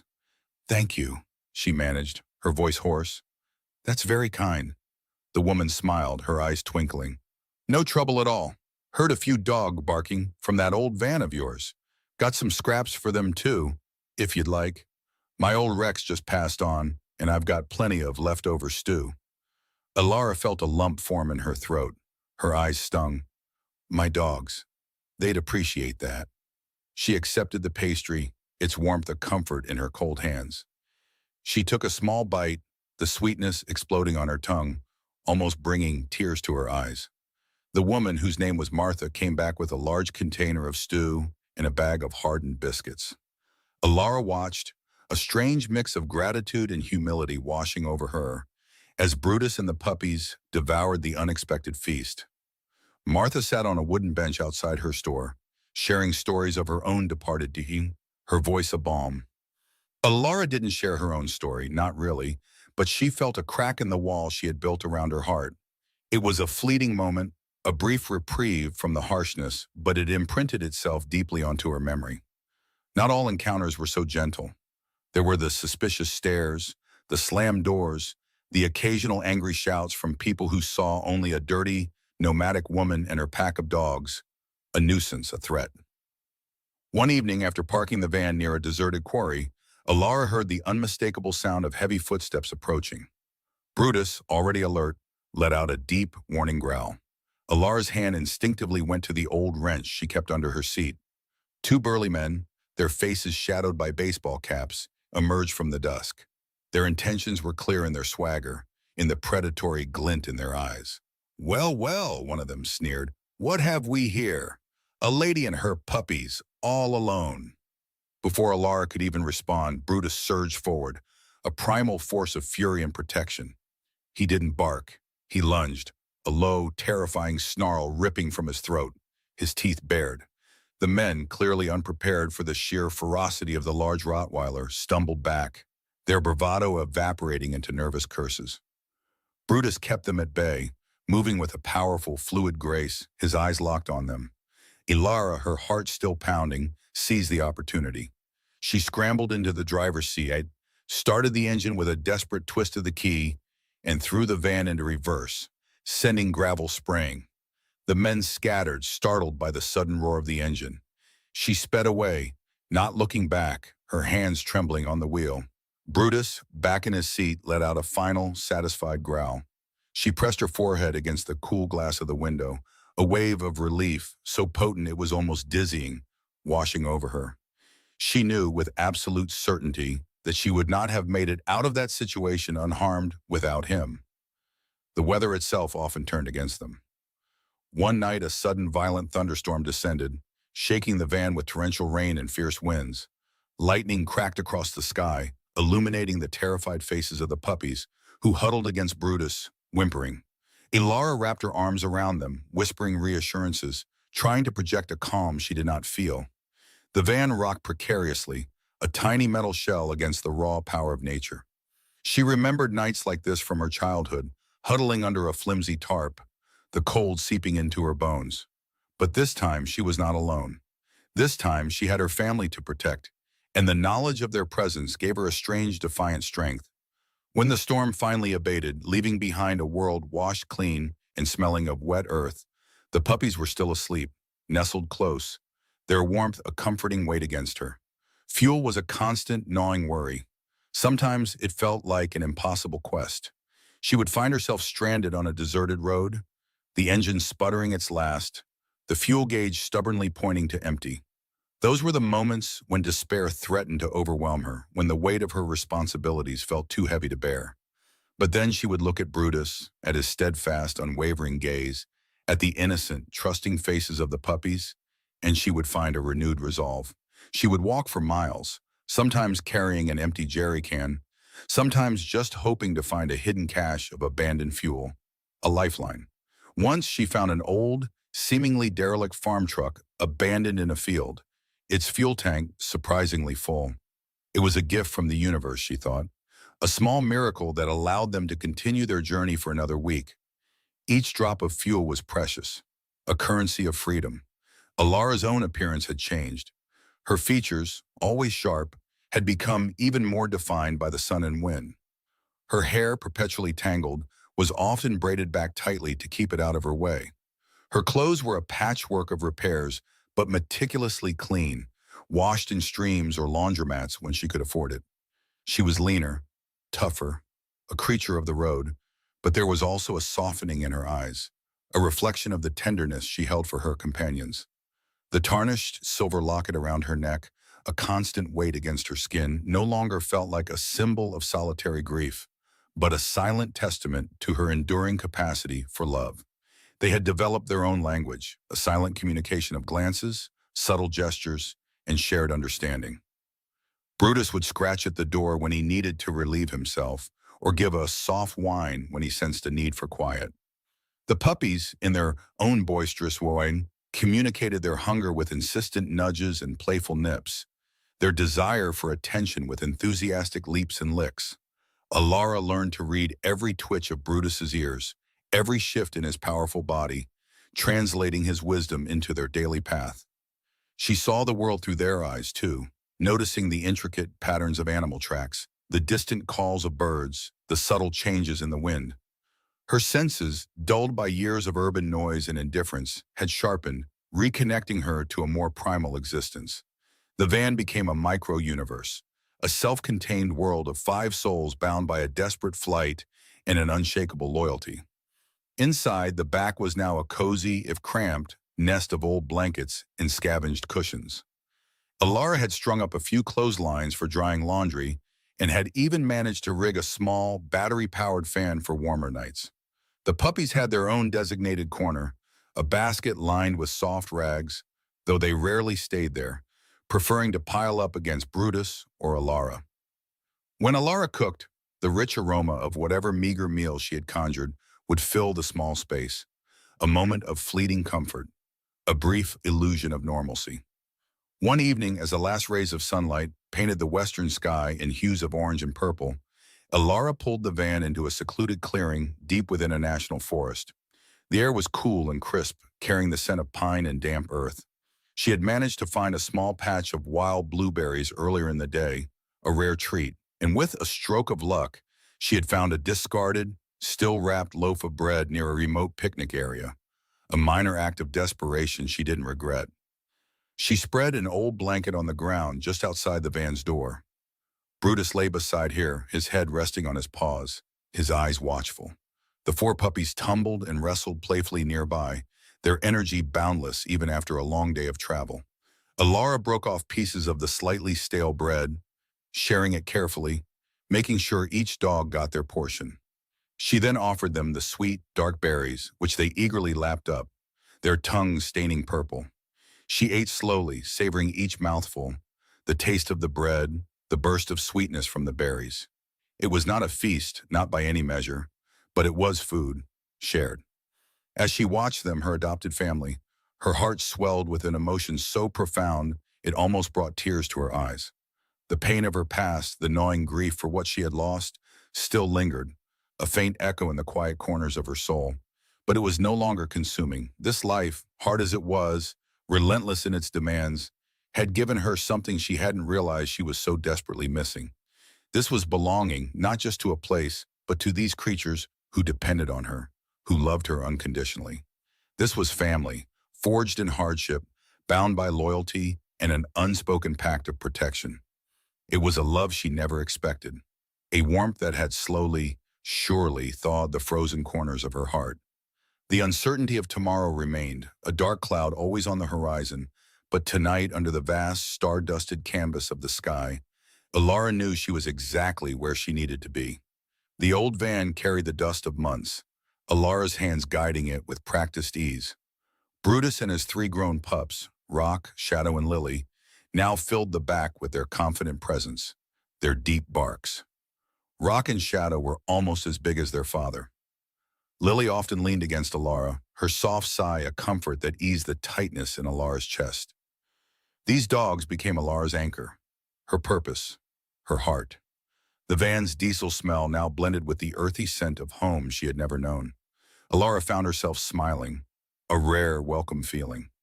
The tarnished locket she wore still held a quiet ache, but the ghosts of the past no longer tormented her. Dogs resting near her, their low, rumbling snores, softened the pain. She understood their silent language, a profound bond deeper than words. The road was hard, a constant fight against hunger and uncertainty. Exhaustion often weighed on her, but Brutus's wet nose nudge always brought new strength. She had seen untamed landscapes, tasted clean air, felt awe under starlit nights. This nomadic life, born of desperation, had become a strange, wild freedom. They ate wild berries and scavenged stew, grateful for every drop of rainwater. Brutus protected them from coyotes. Rock and Shadow guarded their van. Lily offered warm comfort on cold nights. One afternoon, the sun beat down. The van coughed, its old engine struggling up a forgotten forest track. Alara, parched and aching, pulled over. She rested her head on the cool steering wheel, the hum of insects the only sound. Pine and damp earth scent replaced the exhaust fumes. Alara stretched her legs, letting the dogs explore. Brutus led, nose to the ground, followed by Rock and Shadow. Lily stayed near Alara, tail wagging. Deeper in the woods, Brutus barked. His ears perked, nudging aside vines and thick brush. A dark, weathered cabin stood behind the foliage, small and silent. Its wooden walls were silvered with age, windows like empty eyes. A moss-choked chimney stood sentinel. It looked abandoned. Alara pushed through, her heart quickening. No human sound broke the stillness, only crickets and rustling leaves. A thin path led to the warped door. Alara nudged it open with her foot, a cloud of dust puffing out. Inside was dark, cool, and dusty, smelling faintly of old wood smoke. Cobwebs hung from rafters, but it was dry. It was enclosed. It was shelter. Brutus patted inside, his claws clicking, sniffing corners, then settled near the cold hearth with a sigh. The younger dogs followed. Lily curled in a sunbeam from a cracked window pane. Alara walked through the single room, her fingers tracing the rough-hewn timbers. A crude bench, a rickety table, a small, rusted stove. It was nothing and it was everything. A warm tear traced a path down Alara's cheek, tasting of salt and relief. For so long, every night had been a question mark, every morning a fresh challenge. Here they found a quiet answer. It was a pause, a breath. The shadows of Genevieve Thorne, of Silas, in the terrifying city chase felt impossibly distant. She spent days cleaning, sweeping away debris, airing out the musty air. She patched a broken window with scavenged plastic, cleared the chimney, and built a small fire. Its crackle was a comforting sound, a promise of warmth. Brutus and the pups watched her, their eyes soft, their presence a steady, comforting weight. They were her companions, her protectors, her family. Evening painted the sky in fiery orange and soft lavender. Alara stood outside the cabin door. Brutus sat beside her, head resting against her hip. Rock, Shadow, and Lily lay curled at her feet. The wilderness stretched before them. A cool breeze whispered through the pines. She felt Brutus's warmth, the dog's rhythmic breathing, and a profound sense of belonging settled over her. She watched the sunset.